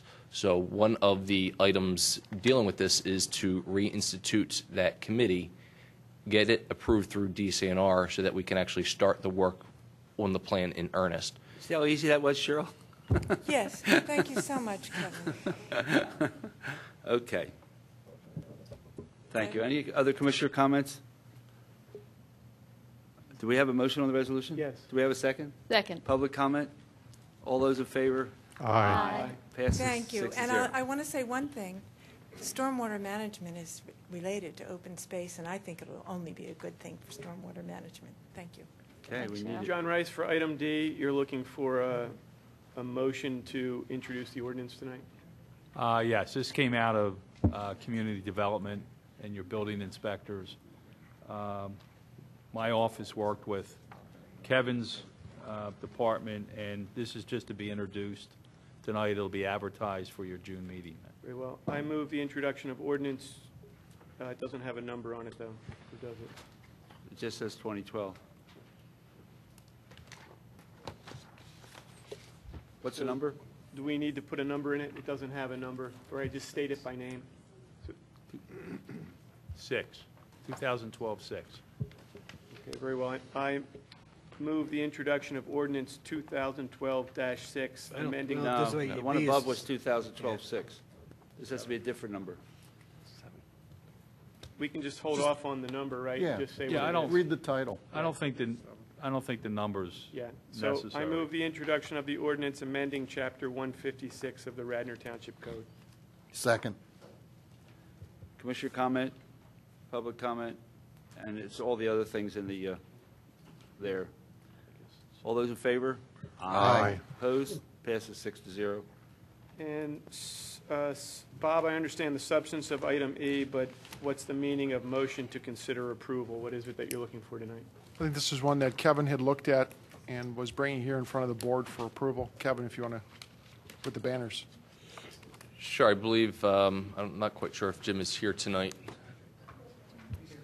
Jim? Oh, Jim. Okay. If he wanted to say anything, the Garrett Hill Coalition wanted to. Go, Jim. So do you want to, He was taking the last home run he hit. to approve, excuse me, Kevin, you want us to approve the location that's in our packet? Is that what you're looking for Yes, tonight? we're looking for, Jim came to us with this idea of putting up some banners along the streetlights along in the Garrett Hill area. We thought this was a good idea, similar to some of the banners that are throughout the township. They have a concept that they wanted to present in front of you, as well as permission to put these banners up. I believe that they'd be working with our Public Works Department to actually install the banners, and we received sign-off from PennDOT that they're okay with the banners as well. Very good. So And Jim, just- you- Yes, Jim, Commissioners, Kevin, Jim Canelio, Can I ask one 135 Barclayton Road. the 503c3 is purchasing them? Yes, well, we're funding them.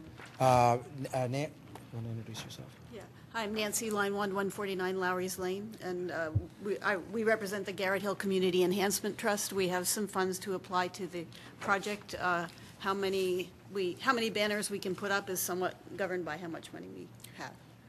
When, before I moved into Garrett Hill, for the 10 years before I moved into Garrett Hill, I used to drive to and from work on Conestoga between Wayne and Bryn Mawr, and I went right through Garrett Hill, and I never knew that I was driving through Garrett Hill every day. Since I moved into Garrett Hill, I'm running into Radnor residents that, you know, I tell them I'm from Garrett Hill, and they don't know where Garrett Hill is. So it's just one of the priorities of the Garrett Hill Master Plan was gateway signage, so that we have banners so people know that they're driving through Garrett Hill on Conestoga. Okay. Are you going to show us a picture, or? Yeah. The gateway signage is difficult in Garrett Hill, and the banners are a lower cost solution to developing a sense of place. And the banners will conform in I think you have to rotate. Turn it up the other way. Yeah. That's it. Conform in manufacture and size and style with the township, but with a little local flair is the aim. And this is a technical process where the design goes from the computer to the banner manufacturer.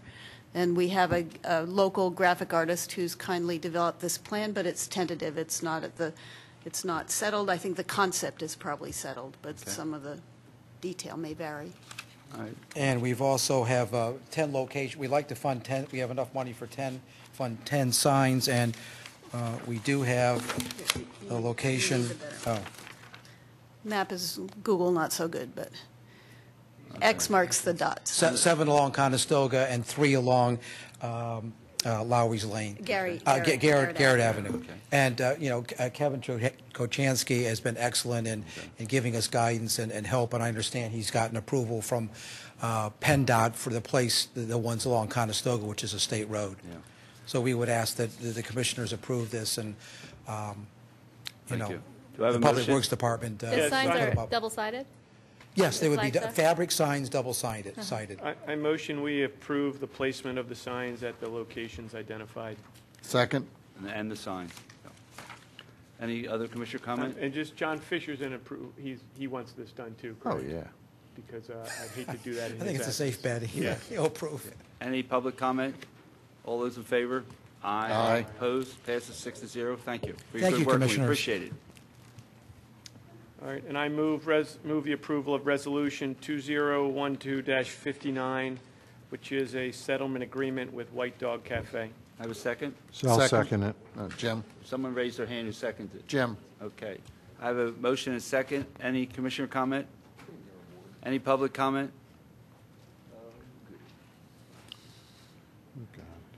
I just knock them out, John. Hi, Baron Gemmer. My wife and I own a property on Bloomingdale Avenue, which was affected earlier when the parking situation was a problem. I just had a couple quick questions or comments on certain sections of the agreement. On Section 2, where it talks about the hours and dates of operation, and then it goes on to talk about when they may be extended. The first part of where they're extended says well, I'll read that sentence. The season and permitted hours may be extended if 1, the code is amended to allow longer periods of use. Understood, however, the permitted hours on Monday through Friday shall only be extended if the building owner approval is also obtained. Right now, the daily hours are consistent for all days, and I believe they're 11 to 10. And so I think this is a little ambiguous. If they change from 10 to 10, does that give Lucky Dog and the building owner unilateral right to then change Monday through Friday hours? Because they only need their permission for that, and that would be a change in the hours. I'm a little confused on that. No, if we're going to adopt a code this year, if our code increases it, they have the ability to go with the code. So the implication would be then they could go from 10 a.m. to 10 p.m. Monday through Friday. If that's what the commissioners decide. Was that the intent? if the ordinance gets changed to permit that, they would get the benefit. They're stuck with what's in this agreement. But if the code is liberalized, they would get the benefit of any changes to the code for outdoor dining. All right. Well, Hours of operation. Because right now, the code would allow them 11 a.m. to 10 p.m. on Monday through Friday, but this agreement goes from 5:30, which is kind of a trade-off given what goes on in the Well, neighborhood. we'll discuss that when we approve the code, because we're going to give them the same thing every other restaurant has. Well, no, but you won't get to discuss this because this is saying that if the code changes. His point is that they may, if we change the timing, that effectively you've taken away the 5:30 p.m. limit. If there's a change, it just says Lucky Correct. Dog and the That's building right. owner can decide on whatever they want for Monday That's through Friday. exactly what it says. If there's a change in our zoning, they get the same that every other restaurant gets, over and above this. Then why are you starting with 5:30 here? The 5:30 Because is we important. negotiated this. We don't know what the new code's going to say. So this is in effect now. I When we do a understand new that. code, they get the new code if they wanted to use it. What's the hours right now, John? This was a proposal that came in order to resolve this from the property owner. I understand. So, and it's 5:30 p.m. to 10 p.m. Monday through Friday. If that gets liberalized through a change in the code, then they'll have the benefit of that. But right now, it is what it is under the current code provisions. This is what they've agreed to do. Yeah, and maybe we're just going around in circles because obviously the current code says they could do 10 a.m. Right. And so a slight change in that allows them to basically get all the hours back then. Well, And the there's- argument was that they weren't permitted to have outdoor dining. I understand all that. We're doing that. I mean, I think I understand your concern, but I don't think it's valid because they can't be liberalized. If currently they're restricted, it's 10, and we make it 9:30, that wouldn't trigger a liberalization of the code for them, correct? Is that what your Correct. concern is, Barron? Right. That would make it more restrictive. Yeah, right now it's Yes. 11 a.m. to 10 p.m. So the If they only go- way they can be liberalized is if we liberalize the criteria that affect them. So they could get that relief on the 10 o'clock, but they couldn't get that relief on the 5:30. That's the way I view it. Is that Correct. Correct. Okay, you understand my point. I don't necessarily agree with that, but I think the Okay, end so- result is what we're. Yeah, I mean, I understand your point, and I'm taking the advice from the We're not, solicitor that your issue we is wouldn't be changing the start time of under the current code. Oh. We would just be extending the to 11 o'clock or 12 o'clock, or whatever it might be. It'll be liberalized on the back end. Okay, so the intent would be, if the code changes, it would be a later ending date time as opposed to an earlier starting Right, time. right. And a later ending time wouldn't trigger this provision either because it's a change in the code? Correct. That they could agree on? Okay, if that's the interpretation, that's fine. I mean, I might have gotten lost, but I didn't. Yeah. I think a later starting time would trigger it, and that was the intent of this. That if we decide to allow outdoor dining until 11 o'clock in Radnor, then we are going to allow outdoor dining at 11 o'clock at the White Dog Yes. Cafe. Yes. But if we decide to allow outdoor dining at 5:30 in the morning in Radnor, that doesn't trigger relief that allows White Dog. White Dog is limited to evening, Monday through Friday. Correct. And that's not going to change by liberalizing our outdoor dining code. All right, if the solicitor's advice is that the 5:30 Monday through Friday is not a unilateral decision between Lucky Dog and the building owner, then I'm fine with it, because that's an important part of the provision, just to start that. So if that's the case, then I'm fine.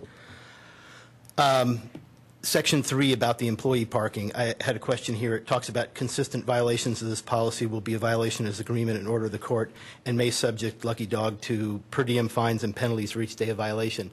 Under what authority or what code would the penalties be? Because this kind of takes it out of zoning, right? Court. No, you'd have to go to court. Assuming the board approves this tonight, there will be a motion filed entering this as a order of the court. So if there's consistent violations and ongoing problem, we would petition Court of Common Pleas at Delaware County to impose fines and penalties. I understand that. I thought this was an attempt to actually codify them in the agreement as opposed to having to go back to court for those, because there's no numbers or anything in here, or no definition of It violation. still has to be, somebody has to decide whether or not they violated it. There's got to be some due process involved in it. Oh, I understand So that. I that's thought there why- might be criteria and fine amounts in the actual agreement as opposed to just taking it out. Well, we have in the zoning ordinance, existing fines and penalties. So, I mean, that's what we would rely on. Well, for example, suppose the violation is they start at 3 o'clock on Monday through Friday, which the zoning code technically allows. So how would that there wouldn't be Because we have an agreement that We can wouldn't go to enforce. court on that, Baron, just on that. It would have to be something that would be, a consistent problem where we would end up going to court. Oh, well, I meant that would be consistent if they started doing that, but that's a different issue. All right, let me move on in the case of brevity here. On Exhibit A, I just wanted to know if we were going to be consistent, because on the section that I just referred to, employee parking, it talks about White Dog Cafe employees who drive an automobile to work shall park that automobile in public parking lots. And now the amendment, Exhibit A, refers to are required to park in Bellevue Avenue and municipal parking lots. Would it be better to be consistent to say public parking? And also, are we in any way obligating, because we don't, Bellevue could, some of these might go away for various reasons. And are we obligating ourselves to provide parking for them in any way? And what happens if these lots become full on a regular basis?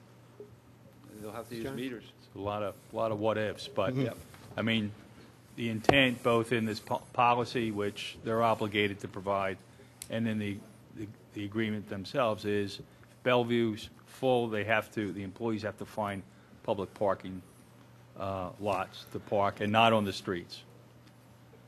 I mean, I don't know what will happen if Bellevue goes away or other, but right now we have parking lots that are within walking distance of that location. And we have meter parking on roads that they can use. Not what it says. It says they have to No, use parking lots. lots. Parking Parking lots. They're required to park in. All right. And along those lines, too, one of the possible issues could be if the employees end up still parking on the on-site parking lots, which might drive the patrons to the residential streets, which we can't control. So, it does say they have to be in the public parking lot. So theoretically, that could become a problem. I'm not anticipating it, but just realize that might be part of the enforcement if they're pushing.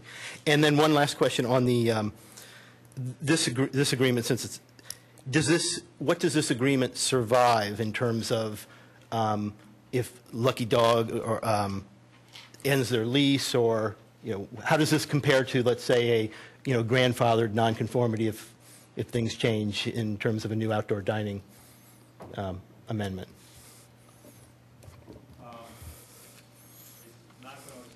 You might, John. It's not going to establish a nonconformity, but you've got paragraph 8 says it's binding on successors and assigns and any successor restaurants. We're going to record a memorandum of this agreement, so some restaurant 10 years down the road that there's some record of it, there's notice of this. This is going to bind any restaurants that are using that facility in terms of outdoor parking and the requirements that are in here. And thank you. That was my understanding, but also could be the case, I guess, where they go away and it could be a different use for 10 years, and then they could come back and invoke this agreement, unlike they might be able to do with a grandfathered nonconformity. Well, if a different user goes in there, that user is going to have to comply with whatever the zoning is for that particular use. If it's a non-restaurant, I don't know what would go in a space that large with that's built. And if a new restaurant comes in, that new restaurant's going to have to come in and deal with whatever the zoning is in place. Unless Lucky Dog can the Lucky Dog assign Correct. the agreement? That's what I'm saying. So what if they went away and then 10 years later, surprised, a restaurant comes back in with Lucky Dog assigning them? I mean, well, if they went away, I don't think that would be an assignment. I mean, if you have that much of a gap, I don't think you would end up with a restaurant who was a successor if you had a 10-year gap. We can certainly 10 years from now when they come in, they got to get their permits, and we don't have to issue them permits, and we can litigate it again. But it's not going to happen. No, I understand. With all due respect, Mr. Spengler, part of the reason we're here is because we didn't probably vet the WBOD things as carefully as we could. So I don't want to push problems down the road. I'd rather talk about them now and see if they're. John, your expectation is, though, that this document follows that use, as long as a restaurant is allowed to seat the number of people that restaurant seats, this agreement will be attached to that restaurant. It'll follow regardless along. of who owns it. And if something changes in between, if restaurant no longer exists, then it just goes into the world of zoning for a zoning decision. Right. It becomes a debate that we'll have Baron, if that happens, if there's a 10-year gap and there's a 3 toy store in there, you'll be up here and we'll talk about it, about And how we'll did tell this you happen. that you were right. But no, the idea is that Lucky Dog can't change its name to Unlucky Dog and then Dog, yeah. become some other type of restaurant, and this agreement goes away. I mean, this agreement's going to be recorded against the property. Okay. As long as there's a restaurant there continuously. Okay? Yes, thank you. That's Thank all I you. had. Any other public comment? All those in favor? Aye. Aye. Opposed? Passes 6-0. Okay, finance and audit. Oh, what's that? Schedule of bills payable. Do I have a motion? Yes, well, Kevin, I'll motion that we authorize payment of the bills payable. Second. Commissioner comment? Yeah, I have one. There's a handful of office basics items, so please note my recusal on those items. Public comment? All those in favor? Aye. Passes 6-0. We have a resolution, creation of the tree planting fund. Do I have a motion to approve that? I move we approve the motion to I'll second it. establish the commemorative shade tree fund number 15. All right, Jim Higgins, second. Commissioner comment? I have a question for Bill, Bob, or John. I don't know who's the right guy to answer this. In the third whereas clause, it says, and/or any fines associated with tree removal activities. Is that obligating us now to put those monies into this fund, or is that discretionary? I believe that would require that. And then also, too, as part of this, I think with the Shade Tree Commission, some of the issues they're dealing with, actually would designate that those dollars, if they were to charge a fine or penalty, that they would go directly into this fund. But today it goes into the general fund. That's correct. So why would we want to tie our hands at this point in time? I understand the intent of this was to segregate the funds from the contribution from Chanticleer. So I'm a little concerned about the fact that we've decided to take these fines that go into the general fund and use this ordinance this resolution to sort of effectively redirect them. Well, the language in Chapter 263 required that this fund be created. So theoretically, this fund should have been created back when that chapter was first introduced, and those funds should have been directed there going back then. Fair enough answer.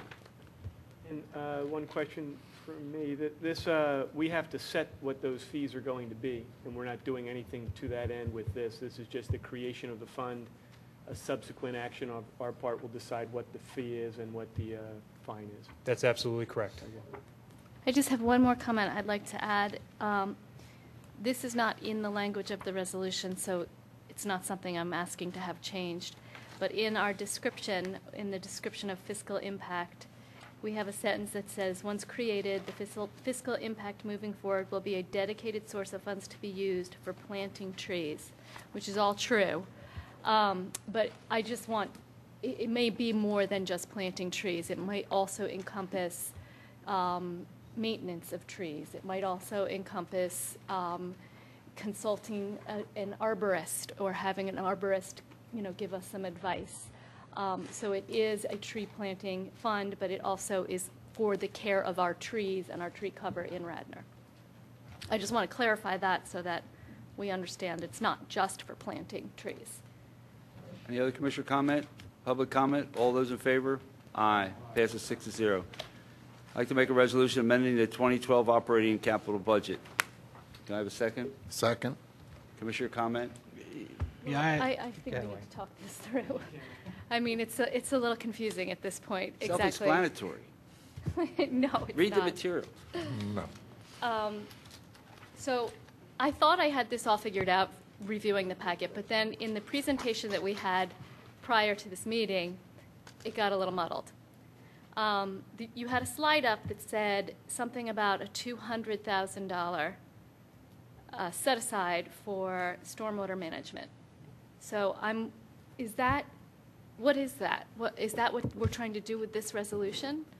Or is that in the future we want to set aside $200,000? I guess the answer is yes. In the future?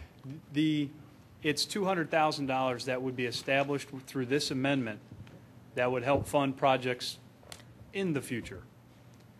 So they're not that's not- specifically earmarked to projects that we know about this moment, but it's So funding that would be. in addition to the Exhibit A that we would be specifically funding with this resolution, we would also be funding or setting aside $200,000 for other projects that aren't in here.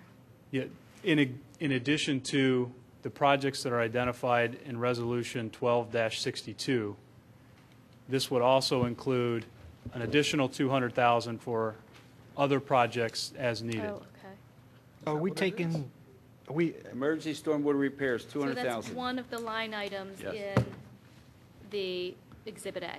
Yes. Okay, all right, that makes sense. is it there, Bill, or are Yeah, we it's- talking No, about it's here. another So- $200,000 on top of this? No, it's right No, here. it's there. Okay. 4363. Kevin. So are we proposing to exceed the 2012 capital budget by $326,000? Yeah, as proposed for the capital fund, the amendments would use $325,937 of the fund balance that's in that fund, yes. And how much is the current fund balance? Right. Bear with me just a moment. We started the year with roughly $1.5 million. When We started with 1.5 and we budgeted how much to use? the original budget included $262,340 of new appropriations for 12. We carried forward roughly $998,030 from projects that were approved in prior years that just are not to the point yet where we're cutting the check. So we're carrying forward those appropriations from prior years. So that was a total of $1,260,370 of expenses. Add to that, as proposed, an additional $337,322. So, all told, we started the year off with $1,574,000 and some change. We have roughly $351,260 of original revenue estimates. This amendment tonight is also looking to amend those to increase them by $11,385. And as proposed, the new expense total for the capital fund would be $1,597,692. So we would be taking the $1,574,325 of fund balance that we started the year, and if every dollar was spent that is appropriated, we'd end the year with $339,278. And that fund balance that's in that fund is made up primarily of prior year bond issuances that are remaining that have not been spent yet. Now, some of the things that are in this seem similar to things that were actually in our capital budget already. For instance, the comfort station, we have $250 in there for comfort station. Now, I don't know which comfort stations that was supposed to be.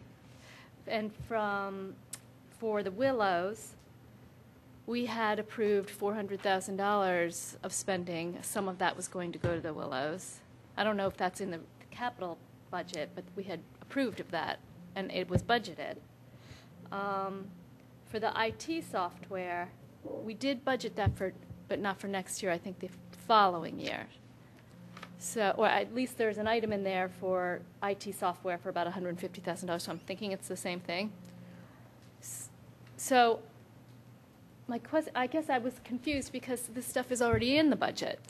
Well, So how are we adjusting the budget for things that are already in the capital budget? I think part of the confusion is as part of the budget process, we prepared the 5-year capital plan and update it. As we went through this year's budget process, if you'll recall, much of the capital plan, there was not enough funding to include in the appropriation budget. It was still in the plan because we wanted to identify the projects that were out there, but most of that did not get funded. It did not get included in the appropriation, which is, by legal terms, the authority to spend the money. So I think that's where a lot of the confusion is it's in the plan as something to happen, This makes it happen. But it's not in our, but we didn't legislatively pass the plan, did we? Or Yeah, maybe- capital budget. No, we did the capital budget, but we Yeah. didn't do the 5-year plan. It was included in the budget document. The legal piece of it was the appropriations. Okay. And with regard specifically to the community development software and the comfort stations, those were things that were included in prior years that didn't happen in those prior years. But if you don't reappropriate, they roll back into the fund balance. So we're reappropriating. But they're in the budget that we passed December 2011. I mean, they're in our capital budget plan. They're in the plan. Yeah, it's a plan. Right. This establishes Right, we never took the money, budget. we never Just said we wanted appropriated the do it. money to This is what actually we like to spend do it with and the money. implement the plan. Now we're doing it. Yes. Is Now that we're correct? appropriating the money and spending it. Yes. Capital is a plan, it's not a budget. A fully funded capital plan eliminates a lot of these Oh, yeah. confusions. Just That's the best of all worlds. Any public comment? No, there's no, we don't have a fund balance policy associated with the capital fund, it's only the general fund. That is correct. So net, if I understand where we're landing, we started with 1.6 million. Your forecast is we end the year on the capital fund at about a little over 300,000. And if we have to have other things along these lines, and we deplete that fund, we transfer money in from the general fund, is that how it works? Well, going back to the discussion we had earlier with the presentation from the auditors, there is fund balance in the general fund in excess of the 15% target balance. But you've already made, you got a commitment in a resolution that says how that's going to be used. Right, 30% of that excess is earmarked to go to the capital fund. So once we have those numbers, definite numbers, that will help this situation. And so that's not, you don't have an estimate reflected in the 339 number? I do not, not yet. I just need a little bit more clarification here. Absolutely. So itemized here in Exhibit A, we have several items, some of which are capital items, some of which are not. They're general fund items. Mm-hmm. In a few minutes, we're going to be talking about some expenditures that are not on this at all, unless we're thinking they fall under the emergency storm sewer repair. They do. So is that correct? Most of it. Okay. Maybe this is a good segue, if I could. Included in the budget amendment, maybe I'll just provide a little explanation for each of these items. When you look at the general fund, there's 3 funds being impacted: the general, the capital, and the willows. As you could tell, when the general fund, we would be amending revenues by the same amount as we would be proposing to increase the expenditures. So the bottom line impact is neutral. As we just discussed with the capital fund, as proposed, we'd be chewing into fund balance there, which is residual bond issuance money. And then with the willows, we'd actually be chewing or decreasing the fund balance in the willows by $10,000 there as well, with appropriating for the water line project. So, Commissioner Schaefer, to your point, the items included in here, you'll see under Fund 05, the line item called flood control, under the amendment amount of $90,000. It's for the emergency storm sewer improvement at Barleycone. So that's included here because there's no current budget available to do that project. Similarly, with the capital improvements, the water line at the Willows, the $10,000 is included there as well. The other projects that are included in Resolution 12-62 include projects that are sanitary sewer related or the traffic signal. Those we have appropriations already in the budget to proceed with those projects. What Resolution 2012-62 is asking for is authorization from the board to move forward with those projects.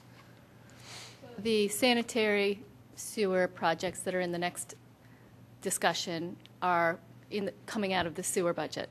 That already exists. Okay, I gotcha. Just to clarify that, Bill, to make sure I Okay, that understood makes that sense. accurately. That makes sense. Just jump ahead to 2012-62 for a minute.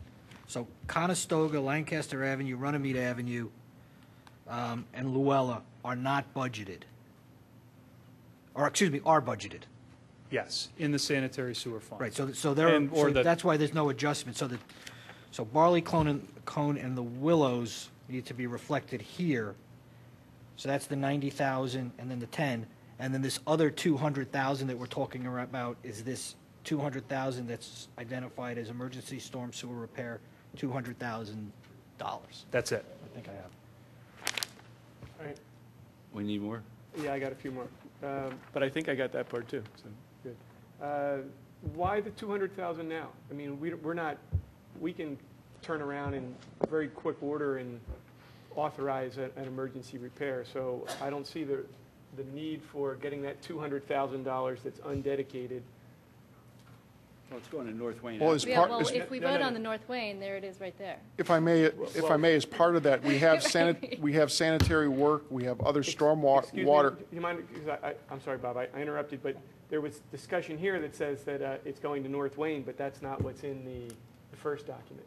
Well, it was going to, when everybody else was finished, trust me, I was going to raise it. Okay. So whenever you're finished, I'm going to raise it. Right now, I see this as $200,000 that's undedicated, and I don't know why we have to get that money out now when we can turn around pretty quickly now. If it needs to be dedicated for something else, that can be the next discussion. I think as part of that, we want to be able to have that because we don't know when a storm line can collapse, when a pipe can collapse. I think you'll see Thursday night as part of Steve's presentation, we have a number of areas where they could collapse, but to be able to have the appropriate authority to go on an emergency basis so that Bill authorizes the approval that there's money actually in the fund. And I think based on this North Wayne situation, we're going to recommend that the $150,000 be used to help correct that issue right now because there is a problem with that. So prior to that storm, we're probably looking to $200,000 to be able to have it there. It's appropriated so that in the event something happens, we could go ahead and get these things repaired immediately. But it just so happened that this had come up, and this fits the perfect criteria to be able to have that now. Does that $200,000, as it's currently written, give you the authority to do that work without authority from the board, or is it just budgeted so that if you see something you want done, you come back to the board and you say, I think we should spend $80,000 on this problem? As part of this initiative, I have the authority to be able to make these emergency repairs. However, it has to come back to the board for your approvals. So we're actually kind of in front of this, and then at the total amount that's appropriate, we'll go back to the board as your information so you of what can't, this doesn't give you $200,000 to spend at your discretion. No. This sets a fund of $200,000 that you use to come back to us and say, we want authority to do this. Staff wants authority to do unless this. there's an emergency. Emergencies where a sewer line pops at King of Prussia Road, you got raw sewage running down, the manager has to get a contractor after right away, and he comes to us later. This doesn't have anything to do with storm sewer, does it? No, all right, that sounds storm sewer. Yeah, if a storm sewer popped and it was a serious problem, there's a big hole in the road, and you got to close the road. Bob's going to get that fixed. He's going to come back and ask for us to approve something that he already did. Well, that's contrary to what Bob has just told me. I think what we've got here, there's two components. One component here is actually putting the budget, appropriating the money for that. So I think that's the first piece. The second piece that you'll pick up here will actually be the authority to authorize these particular items for us to move forward on the emergency basis. Some of these have been done already on the sanitary ones because we couldn't wait to get those done.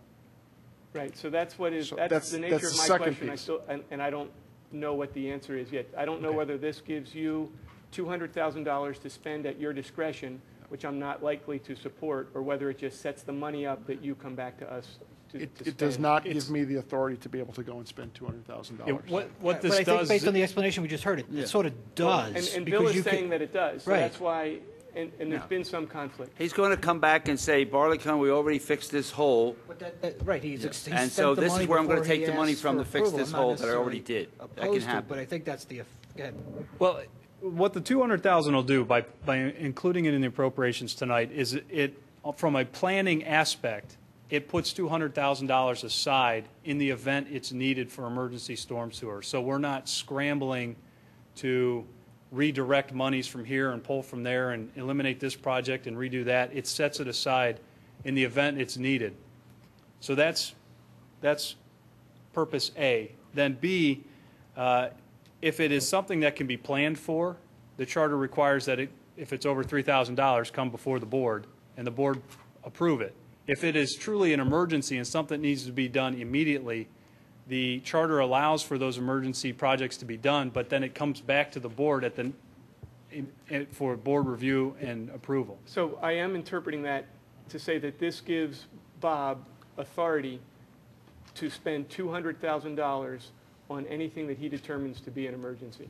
But that would exist for anything else in the budget, because that's Very the well, but one of sanitary the ways is the that same we way. control that as commissioners is by not establishing $200,000 discretionary levels. So that's the nature. I'm troubled by such a large amount of money resting in the discretion of one person. Well, if it's truly an emergency situation, I don't want to speak for John here, but if it's truly an emergency situation, the budget, I think, is going to be secondary to preserving the health, safety, and welfare. So if it's something that has to be done, it needs to be done. I think it's got to be a true emergency, Don. I mean, literally. But like a hole opens up and blocks South Devon Avenue, and 87 million people call Don and say, what are you going to do about this? Well, But we got to already, wait. already, like tonight, we're talking about North Wayne Avenue as a true emergency. And yet that's been something that we've been discussing for years. So I'm surprised that others aren't as concerned that this is a little too much authority to spend a very large amount of money. Maybe if I can just on the North Wayne field, I mean, you've got a situation there that has been studied, it's been looked at, it's been a problem. According to the Chagrin Valley report about relocating the plate that was in there, the system blew out under the storm, under this heavy circumstance. The situation has to be corrected now. There's really not much option right now for us to be able to do it. So that falls within the emergency category. Somehow I think the interpretation, there's a blank check where I can just go out and authorize $200,000 of emergency. This all has to come back to the board to be able to look at, to review and approve. And if there was something that was interpreted differently, then that's an issue that the board has to deal with me. But also a lot of these times also with the solicitor being able to look at this as well as the public works director. There's a lot that's involved in here to determine what is an emergency. If you've got a sanitary line that collapses and could back up sewage into people's homes, that's a problem. Here is based on this storm and this weather event, the volume of water and the possibility of cross-contamination and what that impact is to health, safety, and welfare down the line from where the storm is at, I think meets the perfect criteria. And again, too, as we're bringing this in front of the board to say, yes, this is what we're doing within these parameters. I just think there's inconsistency. I'm not sure that your position is the wrong position, but I do think there's inconsistency with what you're telling me and what Bill's telling me. I'm hearing two different arguments coming from staff. I'm interpreting what Bill's telling me to say, that this is discretion for you, and I'm hearing you tell me that it has to come before the board. Well, if this money wasn't in the budget, if this $200,000 wasn't in the budget, okay, he could spend $150,000 tomorrow if a hole opened up on Lancaster Pike, okay, and it was our responsibility. A hole opened on Conestoga Road, and it was our responsibility because it was our storm sewer that did it, and we were responsible for fixing it. He had to get some emergency repairs to get that road running again. Maybe if I can just use close off the road. If I can use Barleycone as an example, I mean, this is one we probably could have jumped much sooner, but again, we have no appropriation. So there's no authority going to Bill to get an emergency purchase order done to get the work done. There's no budget, there's no funding, so legally he cannot authorize that expense to go. Now you've got a fund that's actually set up so we could go there, he can approve that. Still has to come back to the board at the end of the day to approve it after the emergency repairs have been completed. Yeah, but So let me ask you, what's the definition of an emergency? I mean, I don't really have a big issue with the setting aside a budget to go to it, but to call something that we're not addressing immediately an emergency in this context is a little concerning to me. I agree with Bill in the sense that if there's a hole in the middle of the street that we need to address, you don't, and it's a Tuesday, you shouldn't have to wait 13 more days for our next meeting. You got to take action. There needs to be money. But to equate North Wayne with something that here we are later, that to me isn't the exact context of an emergency. John, is there a definition of emergency? Well, you didn't put well, in the eye of the beholder. Hold on. You're not going to have a ruptured pipe on Lancaster Avenue that's spewing raw sewage every third day of the month. What you do have in our township are catastrophes or near catastrophes that are waiting to happen. And Poplar Avenue and Woodland Avenue and Walnut Avenue last Tuesday night and Wednesday morning were catastrophes. I don't want to have them again, and I don't like the idea of a commissioner quibbling over whether something is an emergency when we have 6 automobiles that were lost in that storm. We had hundreds of thousands of dollars worth of property in garages lost and basements lost. So I think if you want to try to define emergency, we're going to get nowhere. Can I just make a suggestion? Because I think there's two sort of different types of emergencies. The one that Commissioner Higgins just described is it's an emergency, so you suspend the normal, bidding, contracting. It might take 6 or 8 weeks, and that's too long for that type of emergency. That's coming in front of the board.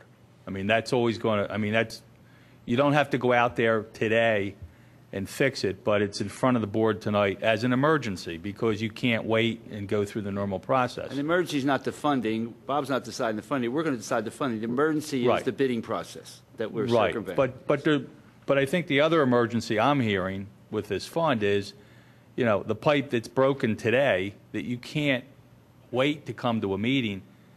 There's got to be some money set aside to deal with that. So that gets dealt with as an emergency, and then that comes back and you approve it after the fact. So it's coming. Yeah, I don't have an issue with that. I mean, that's the way I'm hearing, what's on your agenda and what Bill and Bob are describing here. There's an emergency, and then there's right today you need to.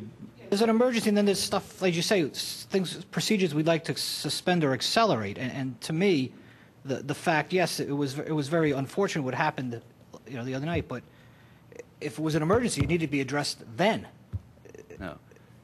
We're going to vote on the funding. The emergency is we're not going to spend all the time go through the bidding process. It's been determined by staff that once they get the money, they're ready to roll. If we don't give them the money, they're not rolling. They're not fixing this problem unless we give them the money. And that's what we're going to do tonight. If we don't give them the money, they're not fixing the problem because they don't have any money to do it. Again, I don't really have a big issue with the concept, but the explanations to me are inconsistent and. All right. Well, that's what makes America great. So why don't we just vote? Any public comment? Okay, all those in favor? Wait, Jim, do you want to talk about the 200? No, that gets next. That's the next. I want to make sure, Bob, is there anything that needs to be changed in the wording of 2012-61, either in the text of the resolution itself or the attachment, that our board needs to have in front of it as an amendment to cover the retention basin at North Wayne Field? Yes. If it's the board's intention to move forward with that project, I would recommend that under the capital fund amendments under flood control, where it's $90,000 now, that we increase that amount by the 150 as well. So where's that 150 come from? It would come from any fund balance that we have in the capital fund. So it's now 475. It would be if the board amended it, yes. So it's not coming out of 200,000. You'd say that should be additional. Yeah. So I will move to amend line item 421.4840 flood control to read 90,000 plus 150. Okay. 240. $240,000. I'll second. Can you tell me the number again? It's line item 430.4363. General fund subtotal right under that. Emergency storm sewer repair. That's in Exhibit A to Resolution 2012-61. Any commissioner comment on it? And so it goes from 200 to 350,000? Goes from 90 to 240. It's currently 200. It's currently at 90. No, it's just capital. Very well. So it goes from 90 to 240? Correct. Right, Commissioner? Yes. And then the other numbers changed by 150,000. So you want to discuss it now, or you? Well, we got to discuss it before we vote on it. Yeah. So I'm waiting for you. Okay. So I mean, all right, Jim, you move the amendment. I move the amendment. You do second? Second. All right, Commissioner's discussion. So, I mean, I just think we have lots of people in the township that have these stormwater problems. These are capital projects, and they're not limited to just this one. And we're jumping this one ahead, and we're calling it an emergency provision. So there are other people that, for them, this problem is equally, it's an equal disaster to the one, I mean, I have great sympathy for the people you're trying to protect. I know you're trying to protect them. But there are others that have the same problem. And now we're calling this an emergency and bypassing our capital process. Well, the difference is that we've been discussing this one for 10 years. We don't have a project in front of us that we can pass tonight to solve some of the other problems. Bill But this one we Bruno, how many times have you and your neighbors been flooded out because And you can't speak from the audience. the Bill. You gotta go to retention the mic. basin at North Wayne Field has failed?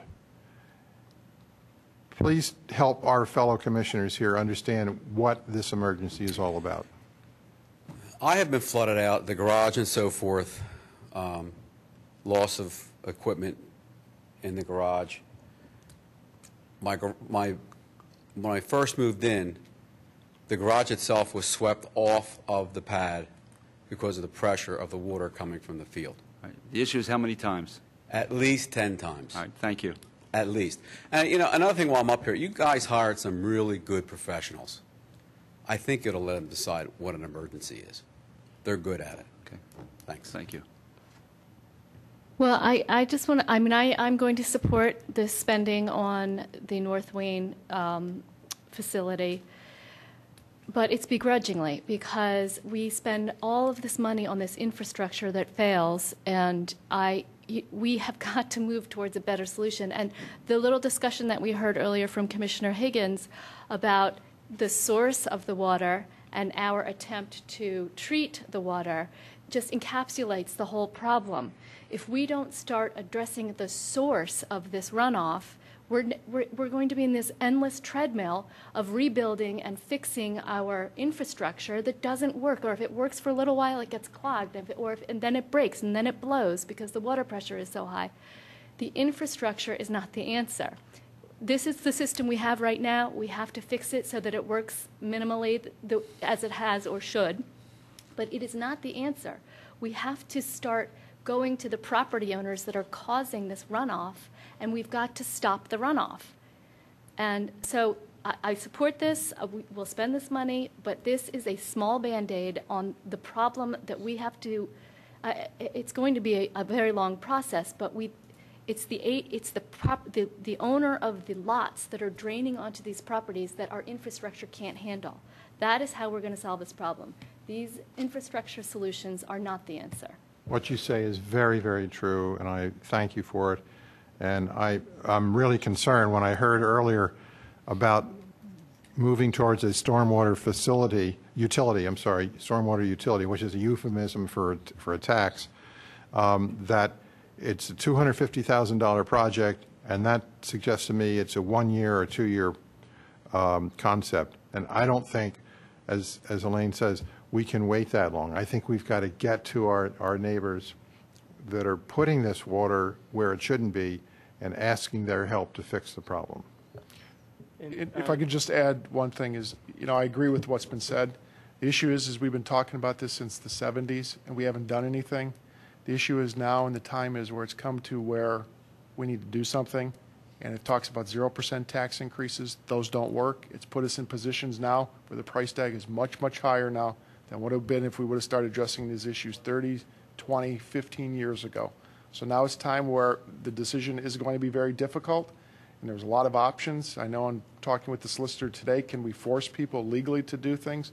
It may be a little difficult. As good corporate citizens and partners, yes. But there are tough decisions that are coming.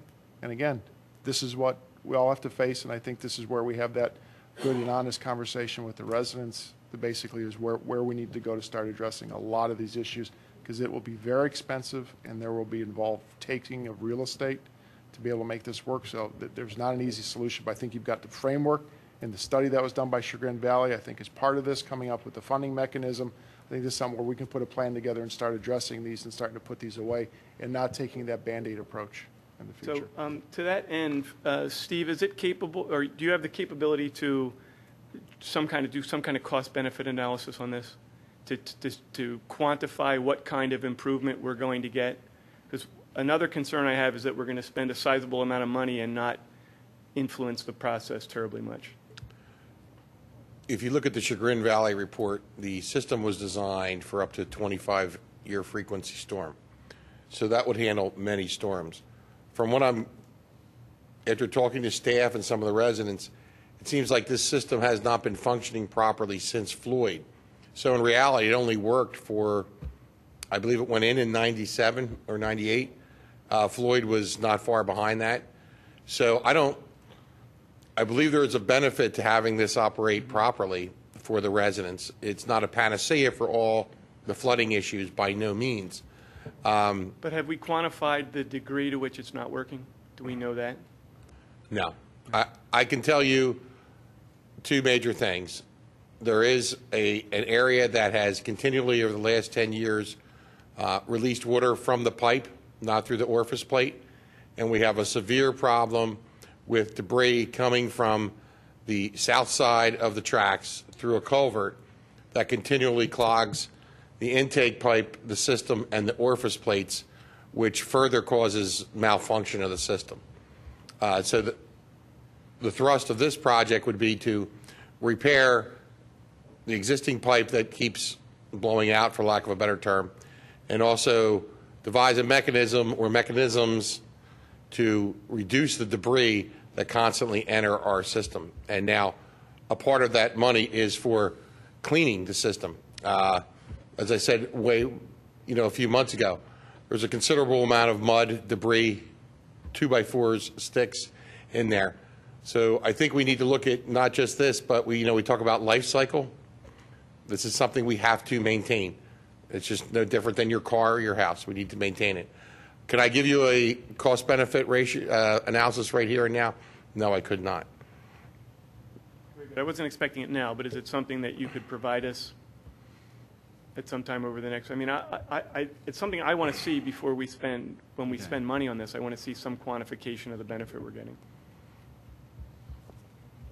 Any public comment? But you didn't get an answer to that question. Yeah, I know. Well, no, the thing is, if we vote on it tonight, you're not going to spend a lot of time doing that because... Well, I mean, that's the thing. It'll take some time to do that, and if you want to move it forward I can do the analysis, but if that pushes us back to the June meeting, I think we lose the emergency portion of getting. I can have this started by June.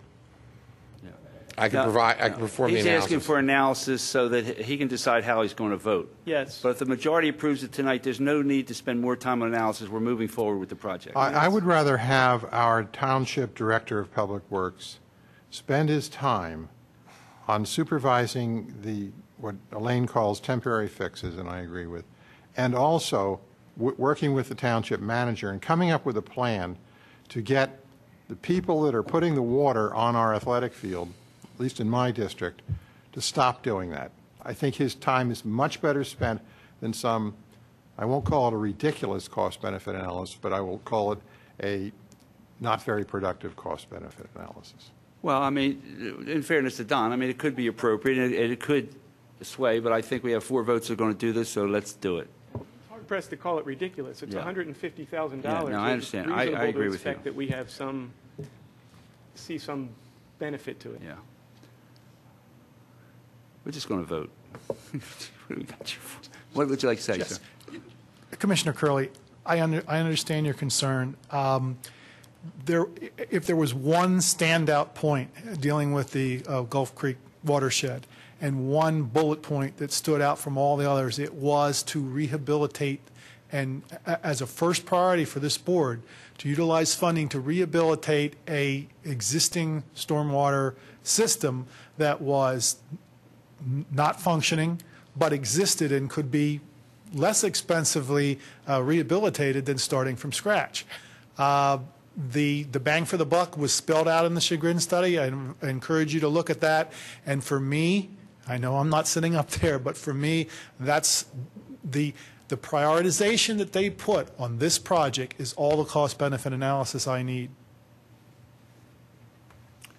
I'll call the vote. All those in favor? Just on the amendment. On the amendment? All those in favor? Aye. Aye. Opposed?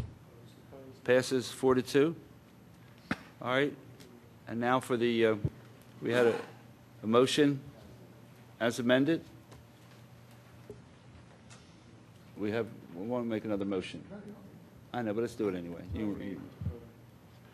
I will move passage of Resolution 2012-61 with the attached exhibit as amended. Do I have a second? Second. Commissioner comment? Public comment? All in favor? Aye. Passes 4-2.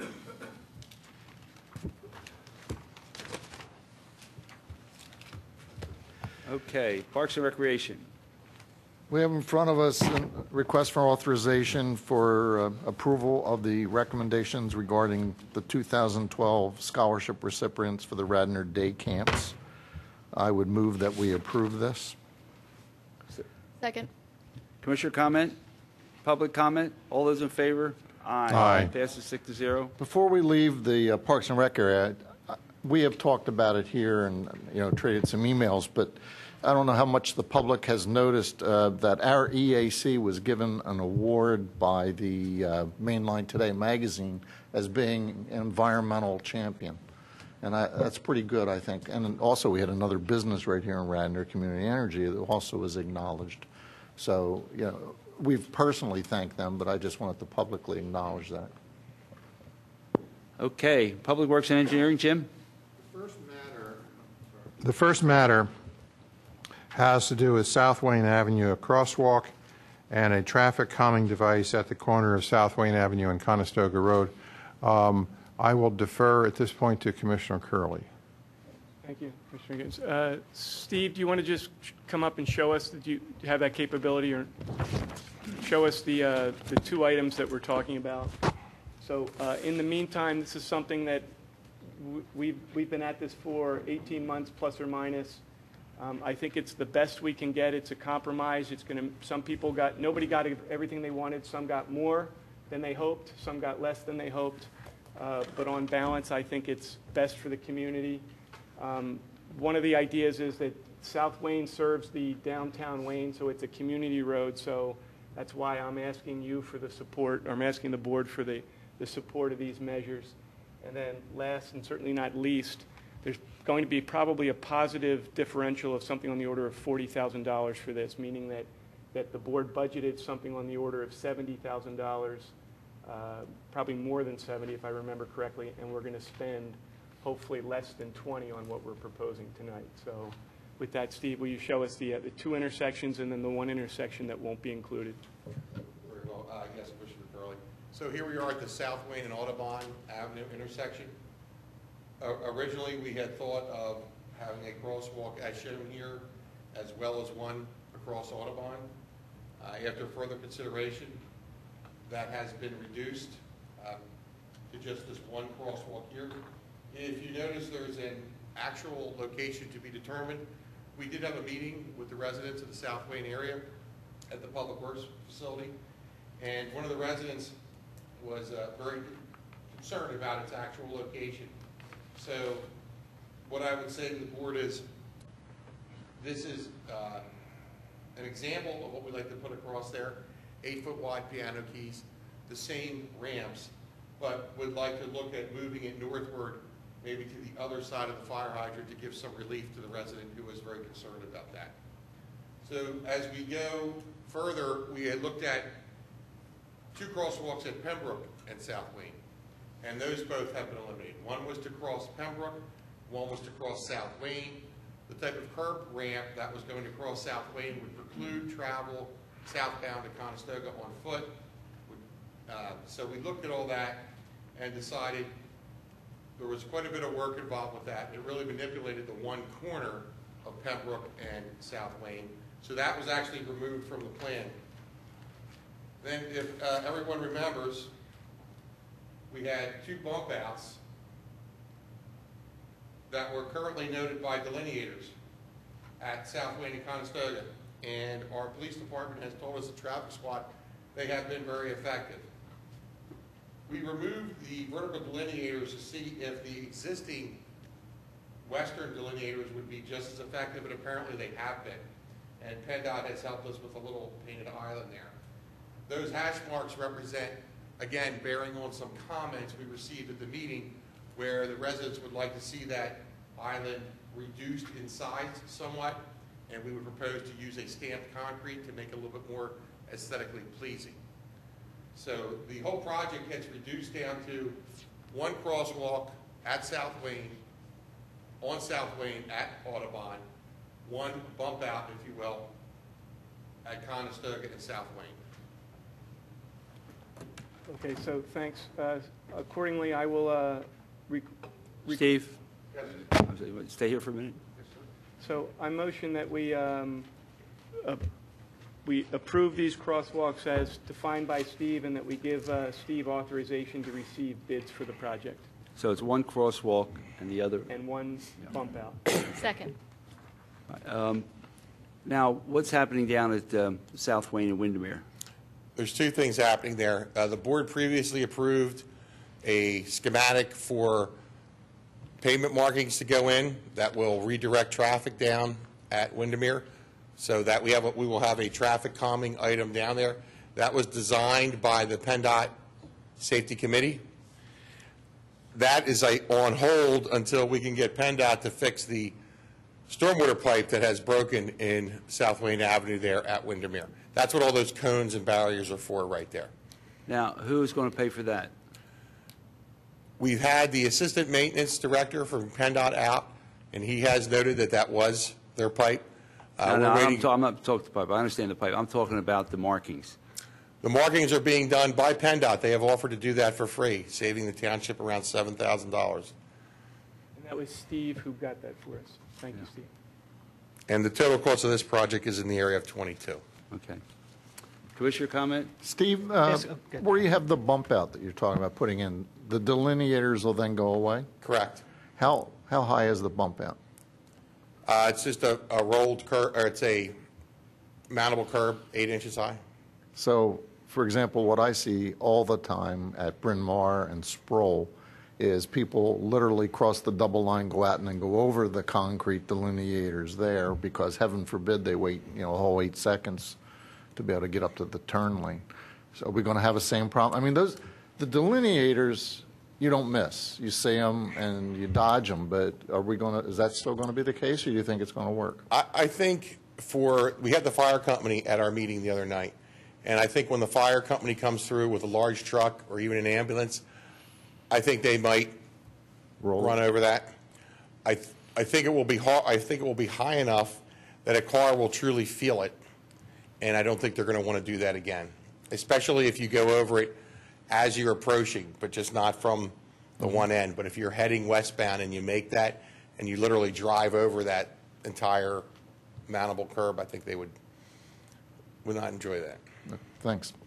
Steve, just a point of clarification, because I think I understand, but I would have used different words. The actual total cost of the project, I think, is more like $29,000, of which we only have to pay $22 because PennDOT's picking up $7. Is that accurate? No, the pavement markings at Windermere and South Wayne were previously approved by the board, so that really went off the table. That's off the table in my mind. Did we approve $7,000 to fund that? And that's a no. The board approved it being done for free by PennDOT. These numbers are specifically dealing with one crosswalk, South Wayne at Audubon, one bump out. Any other commissioner comment? Yes. Don, I know you've worked very hard on this, and you've done a good job for your residents. I'm opposed to spending any of this money. This is $21,900 that I think is not a wise expenditure. First of all, we have the delineators. When I looked it up in the dictionary, I think the word is bolyard. We have bollards that are working very, very effectively. Your memorandum, Steve, even says that if we put in the raised bump out, PennDOT may require putting the delineators or bollards on top of that. So I think we already have a traffic calming facility or device there. I come around that corner, and it's changed my driving habits. I now slow down. So that's $7,000 that I don't think we need to spend. And our police, and quoting you, say that it's been a very effective solution, the delineators that we have now. With regard to Audubon, we have a sidewalk on the east side of North Wayne Avenue. We have a sidewalk on the west side of North Wayne Avenue. South Wayne Avenue, which I believe each goes almost the full length from Conestoga Road down to the middle school. So what we're saying here is to put a crosswalk in, not for pedestrian safety, but to control traffic. We have ordinances on the book. We have a police department. That's the way we should control speeding on South Wayne Avenue, not spending $15,000 to build a crosswalk that nobody will use. That's an opinion, of course, and others can differ with it. So that's my view of the thing. I think it's money that's not going to be well spent. I don't think we need a crosswalk. As I said, pedestrians aren't going to use it. The whole idea here, and by the way, the crosswalk is an extremely expensive thing for the benefit. You talk about cost benefit, Don. If we didn't have ADA requirements, we could do this cheap and dirty with simply striping the street. Unfortunately, or fortunately, I'm in favor of ADA requirements.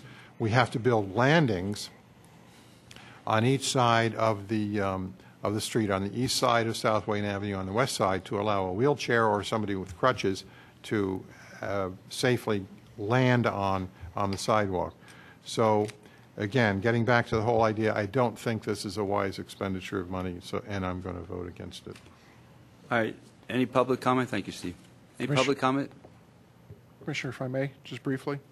I just want to, first of all, recognize Don. Don's done an outstanding job, I think, trying to put this together in a period of time. And it's changed quite a bit over the time to try to reduce costs as much as possible. The delineators were on an original temporary basis to try to slow cars down, see if that actually would work, and actually putting that bump out in the road curb, which it has shown effectively. However, I don't think I would want to live at that particular location and have those markers up all the time. So I think this is a way which makes a permanent kind of bump out to that situation. I think as part of that meeting that we had at the Public Works Garage, I know the residents in regards to the crosswalk by Audubon across South Wayne, I think they made some very good points there, and I think that's why we left it in, that we want to try to relocate or move that crosswalk because of the impact to their neighbor and to their home. So I think it's part of that is what the bid will go out for, is to look at incorporating that into it. But will it solve every single problem with speed? We can't control what people do behind the wheel. But I think putting a lot of these different impacts in place here will slow traffic in that particular area. And I think this would be a good project for us to do. Thank you. Public comment?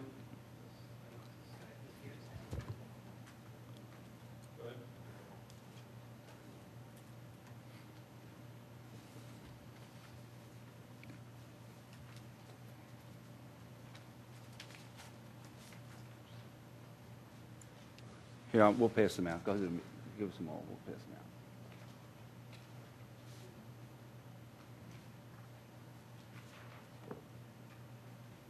Thank you.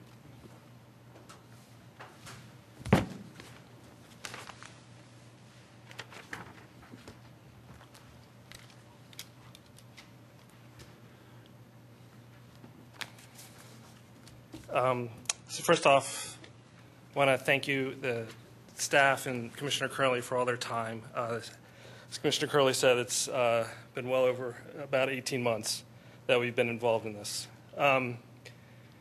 So I live on South Wayne Avenue, Dan Skolnick. And so made this diagram, drove around the streets to sort of look at the characteristics of the streets around South Wayne Avenue. And the one thing you'll notice is that pretty much every street that cuts through between Conestoga and Lancaster, and some that don't cut directly through but may be used as cut-throughs, have either stop signs, speed bumps, or no truck signs.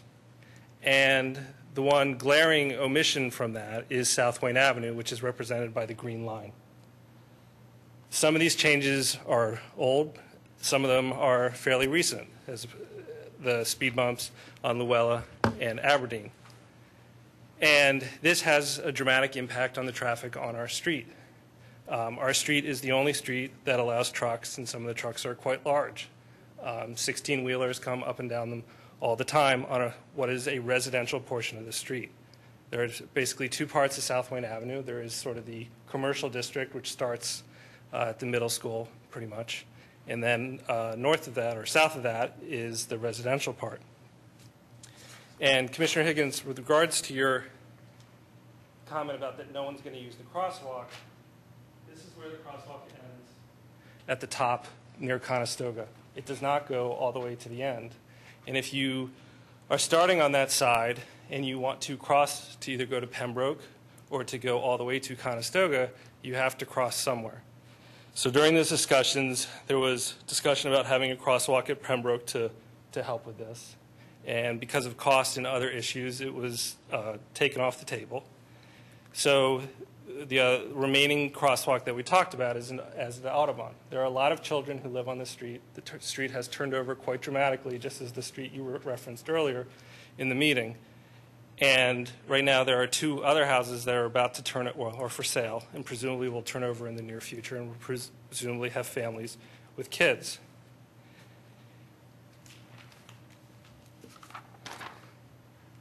Part of the issue is the way PennDOT has handled this street.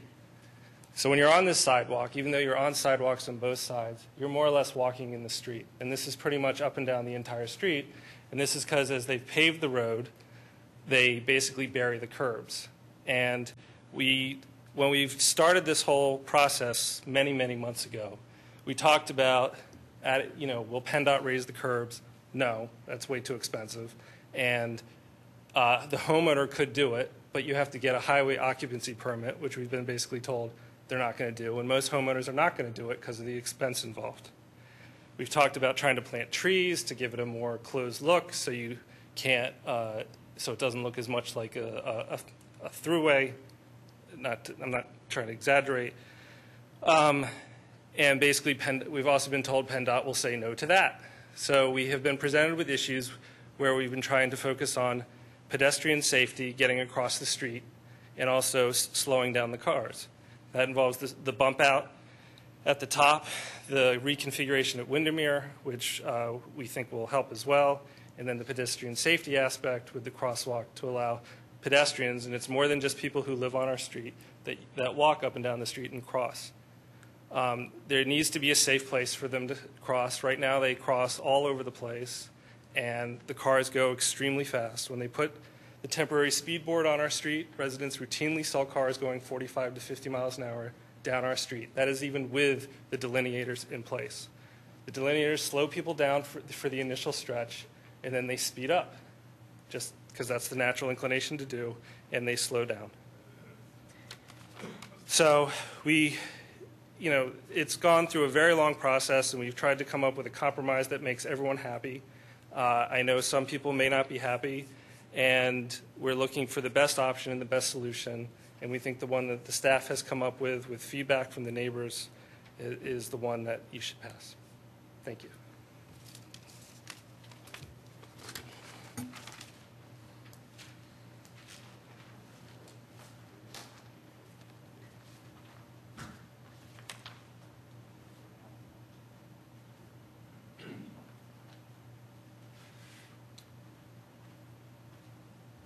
Good evening. Alan Miller, 301 South Wayne Avenue. My wife and I have a couple of issues with the crosswalk.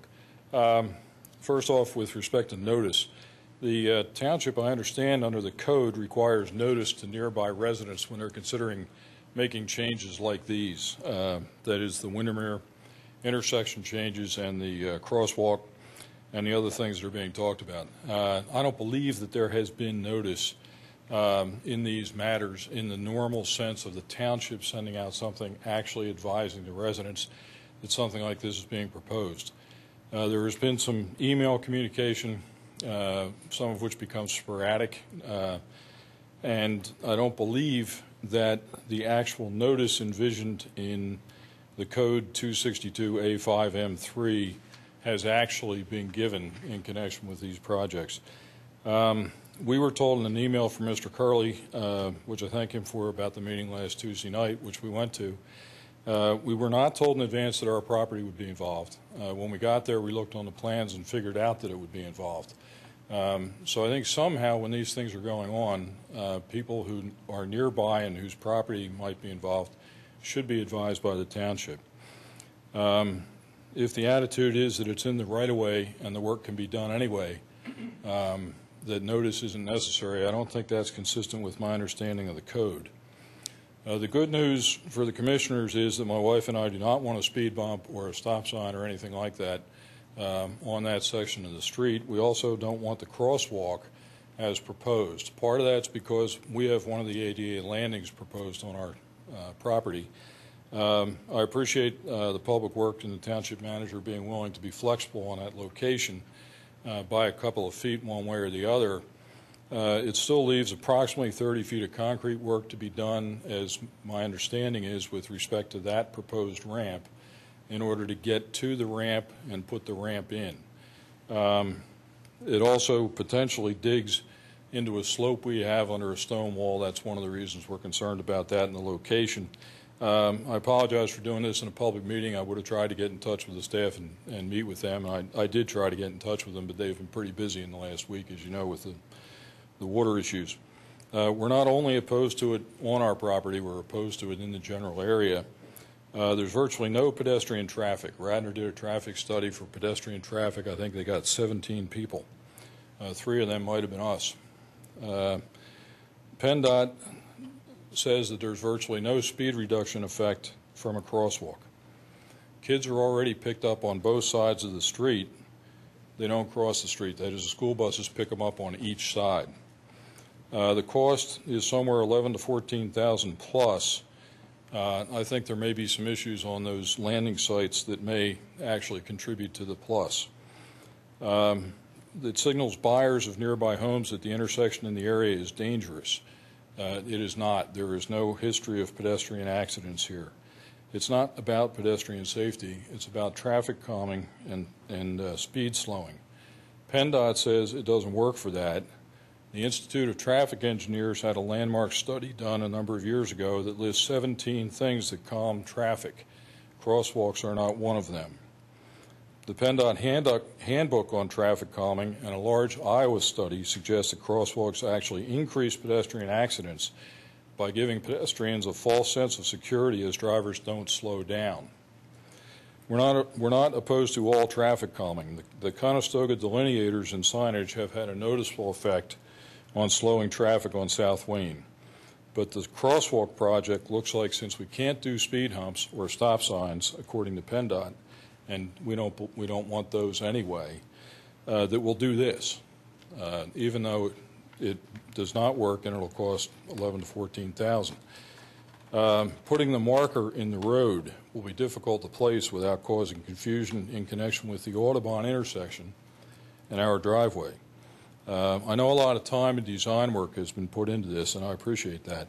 But I think it's important to look at what it is that we're likely to get out of it for this portion of the job. I have a number of questions that I would have tried to get in touch with the staff and do privately, but we didn't find out this was coming up for vote tonight until last Tuesday. Because it's coming up for vote tonight, I'll give you the questions. If there's quick answers, I'd take them. If not, I'll just leave you with the questions. Will this be reversible like the Windermere intersection? That is, if it doesn't slow traffic, will you dig out the ADA ramps and replace it with grass? Somehow I doubt that'd be more money you'd want to spend at that time.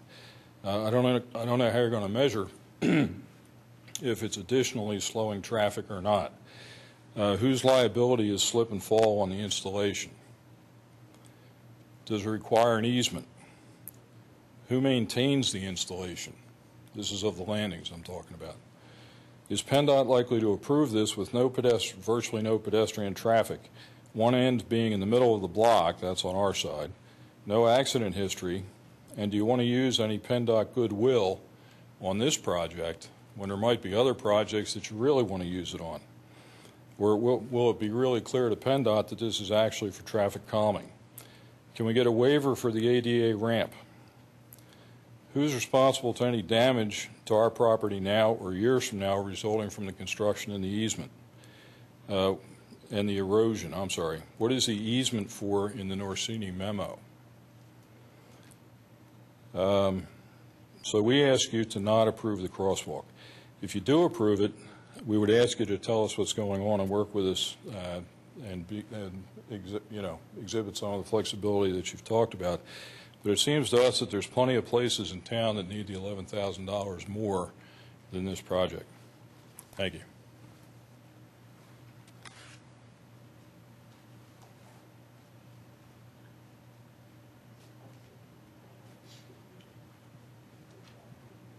Hello. Hi.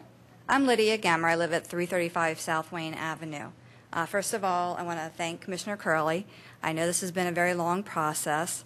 We're very appreciative of where we've gotten to at this point, and I am fully supportive of the measures that are in front of you right now.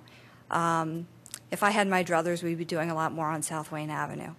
We bought our house, I guess it's been 10 years, and have certainly seen an increase in traffic on the street. I won't go into all the issues. I think Dan Skolnick has certainly gone over all the options that we've tried to talk about. And so certainly what's been what is in front of you right now, if that's what we can agree to with the crosswalk and what is happening at South Wayne and Conestoga, at least is something to get us going. As for the delineators, they're right at our house, and they are ugly.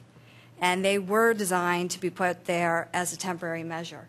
They do affect property value, and I do fully expect them to be gone. So thanks so much.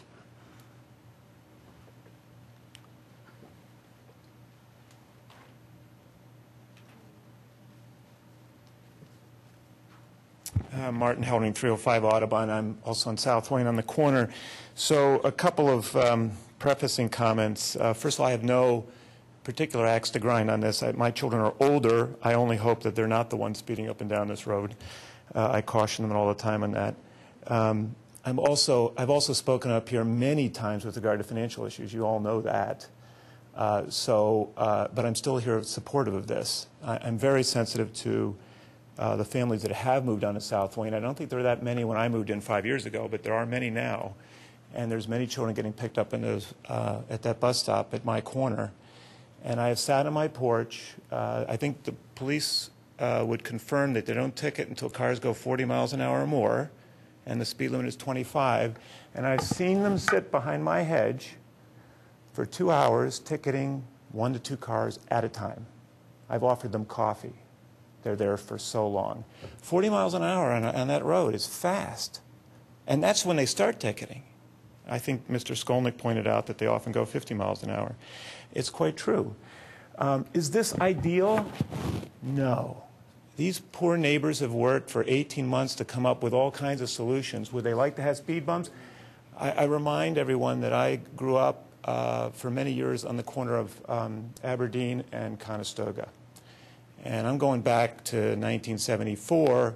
I don't know exactly how many stop signs were on Aberdeen in 1974, but I knew when I came out of my house, I felt no problem going down Aberdeen. It was easy shot to Lancaster. If I wanted to go into the center of Wayne, that's the way I went.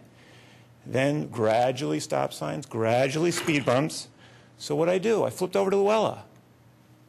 6 of my brothers and sisters did the same thing, right? Then what happened? You put speed bumps on there and stop signs on there. So what did I do? I went to South Wayne. Everybody's doing the same thing. And then look at these roads. You have St. Catherine's on Aberdeen and houses. You flip over to Luella, you've got one side of the middle school and houses. You flip over to South Wayne, you got a church, post office, a school, stores, and a bunch of houses. You got, if anything, arguably, there's more reason to have something to control traffic on South Wayne. So I implore, and the last point is, with regard to the financial issue, I forget where this was budgeted, 70 or 100 originally? 98. Please, how many times has somebody come in at 1/5 of the budget projection? They have worked hard to come up with a solution to this. They deserve, I think, a traffic calming device. And I do believe it will be used as a pedestrian walkway as well. We will use it, because if we come from the middle school, we come up on that side of South Wayne, and there's no way to get across, and those cars are coming fast. So I am supportive of it. Thank you.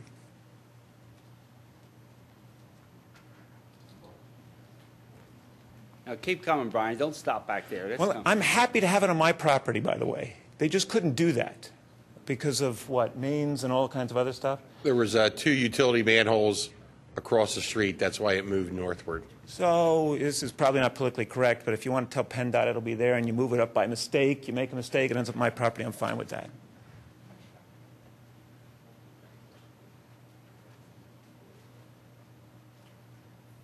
Baron Gemmer, South Wayne Avenue. I'll be very brief and not go over too many repetitions here. Although Martin's last point, people do go to the trail, come up south on South Wayne, and then cross over Conestoga. And anybody on Martin's side of the street, there is, again, no crosswalk on that side other than from the middle school. And people don't backtrack. They will cross the road. So that's why we originally were hoping for the 2 crosswalks, because that would give a lot of flexibility there.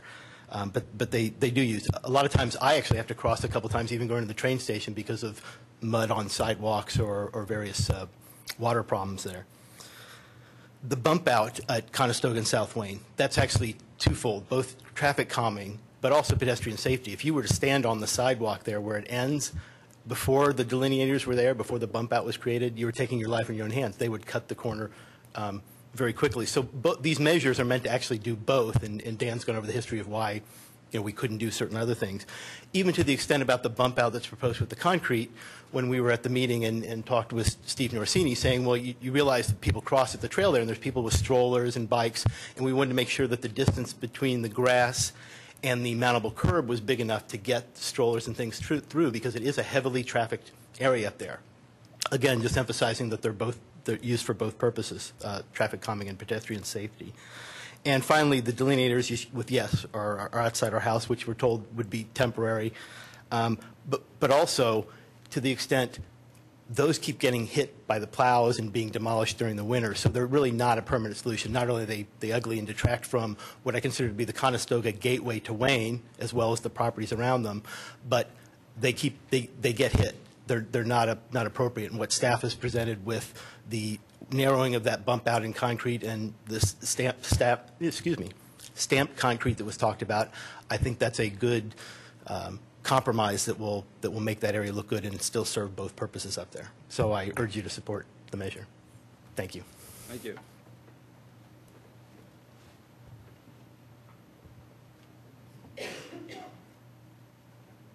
Hi, I'm Kathy Miller. I live on South Wayne Avenue with Alan.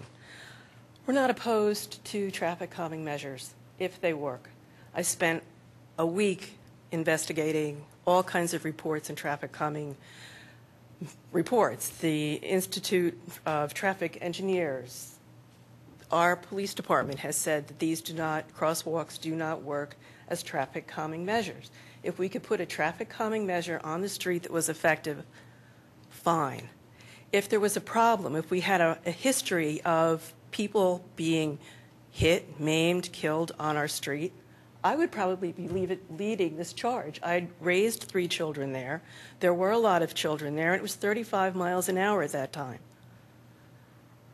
There's not a history of pedestrian accidents since 1984 that I'm aware of, having moved here in 1984, on that stretch of South Wayne Avenue. There are other places that have children in this town where there are no sidewalks at all.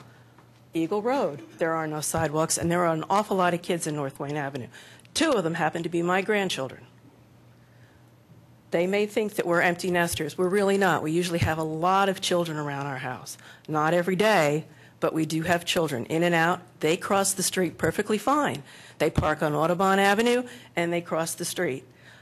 When I want to cross the street, I get to the curb, I look both ways, I wait for the trucks or the cars to go by, and then I cross the street. I have done that on my own as an adult, on my own 2 legs. I have done it walking dogs. I have done it pushing baby strollers with little tiny babies in it and holding somebody else by the hand, or sometimes having 5 or 7 grandchildren trailing behind me. Somehow we've all managed to get across South Wayne Avenue. The township's been in a terrible, terrible spot the last few years with finances. Maybe it is only, what, $10,000, $15,000, $20,000? And maybe it was going to be $90,000 and we saved the money. You know, a little here, a little there, suddenly it becomes real money. If there was a problem, vote for this. There has not been a demonstrable problem that can be explained on this street. Why don't you go with the delineators at the end, or make it nice, because you don't want those ugly things in front of your house, and see how this works. And then if that doesn't work, I don't know how you're going to measure this, what's your criteria for measuring this, then you could come back and put the sidewalk on. I'm just asking you, having read many reports this week, I feel like I could go get a job as a traffic engineer. Let's wait on this. They've got 23 different issues and items that they use for traffic calming measures. It is not a crosswalk. I'm sorry that we can't put a bump out or a stop sign or a speed hump. Actually, I'm not sorry. The other issue is it happens to be a state road, and the fire trucks and the police and the ambulance use this street regularly. As Dan pointed out, every other street in the township now has speed humps on it. The fire trucks need to go someplace, and frankly, I'm very happy that the fire trucks can go down our street without issues. I'm asking you to reconsider this. Thank you. Thank you. Any other public comment? Chief, what about this crosswalk without a stop sign? I mean, we're encouraging people to cross here, but there's no control for the traffic. I mean, I'm just concerned that we're putting a crosswalk there, encouraging people to cross there, and there's no way to tell the traffic to stop other than looking at the crosswalk or looking at people. Well, Commissioner, one of the things the gentleman said, there is a responsibility on the pedestrian to be aware and not have that false sense of security that because there is a crosswalk that you can cross with, reckless abandon, for lack of a better term. Stop signs also are not considered a traffic calming measure either. So the emphasis would be on the pedestrian, that you have this crosswalk that would give you a safety buffer, but it doesn't guarantee that the traffic is going to stop, so you still have a responsibility to cross safely. Okay, thank you. Chief, do we have a study about pedestrian crossings on this stretch of South Wayne Avenue? Yes, when Sergeant Smith was in charge of traffic safety, he did do that study. There was not a significant volume of people crossing, but there were notable people that did cross the sidewalk. Excuse me, South Wayne Avenue. Alan Miller, you said there were 17 pedestrians in some study. How long a period of time was that measure taken? It was over, I believe, a course of 1 week that he did it. 17 people crossed the street. Oh, I'm sorry. No, he did it in 1 week, and 17 was the average for a day. Per day, 17 per day. Yes, sir. Okay. And any accidents? Do you have a history of accidents on South Wayne Avenue involving pedestrians? Not a history of reportable accidents, which would be death, injury, or anything that would require towing. Okay, thank you. I'll call the question. All those in favor say aye. Aye. Aye. Opposed? Passes. Kevin, did you vote? Would you vote for it? Okay, passes 5-1. All right, next item on the agenda.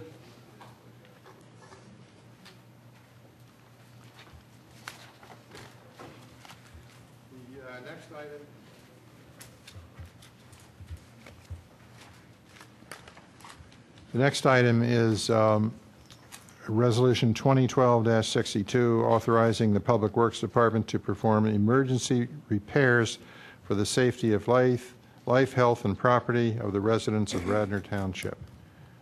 And we had a full discussion earlier about a companion resolution. There's a memo in our materials from Mr. Norsini. Steve, do you want to add anything you'd like to add to that memorandum? I'll just be brief because really they have been discussed previously. There's the 3 sewer projects, Conestoga Road by Graythorne Woods, Lancaster Pike in Wayne, which is a manhole, Runnymede Avenue, which is another serious project. The storm sewer, Barleycone Lane, it's something that needs to be done. Currently, there's been more subsidizing of the front yards. There's a gas main there. We really would like to move quickly on that. If the board approves it, I'm going to have the contractor in tomorrow to schedule a date to start. The traffic signal, I think everybody's fully aware of how it is not helping the passage of traffic in Wayne. And the water line at the Willows, this is indicative of a larger problem, but it's for the repair of a spot repair of the water line, not the replacement. But that's another project to speak of in the future. All right, Mr. President, I'd like to amend motion 2012-62 to include the retention basin at North Wayne Field. Do I have a second? Second. All those in favor of the amendment? Aye. Aye. Opposed? Nay. Passes 4-2. I have the motion. Let me just clarify that all of these projects, well, number 1, the Conestoga, number 2, Lancaster Pike, number 3, Runnymede, and number 3, Runnymede are all covered in the budget and will come out of our sewer fund. So those are not coming out of any of the funds that we were talking about previously. The storm sewer in number 4 at Barleycone and the retention basin for the North Wayne Field will come out of those funds, as will the water line. The traffic signal is a wash because PICO reimburses us. I've got that right?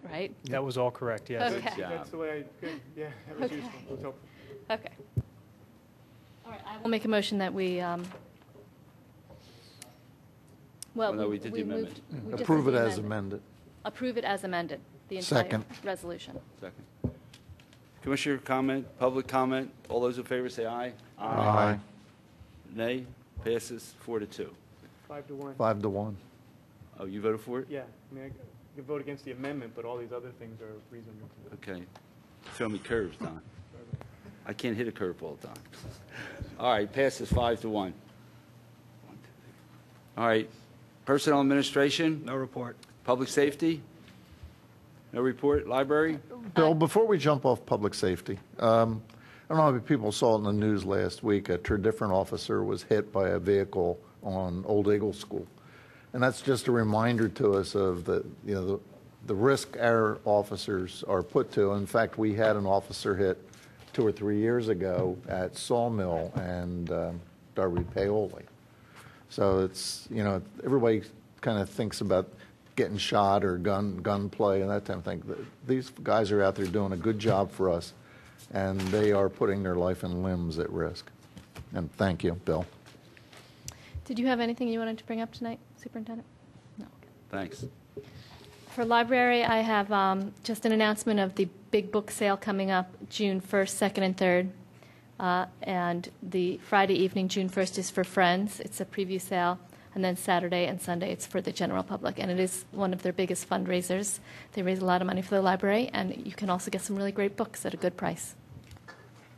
Public health, no report. Old business, new business, public participation. Motion to adjourn. Move we adjourn. Second? Second. All those in favor? Aye. Adjourn. Thank you.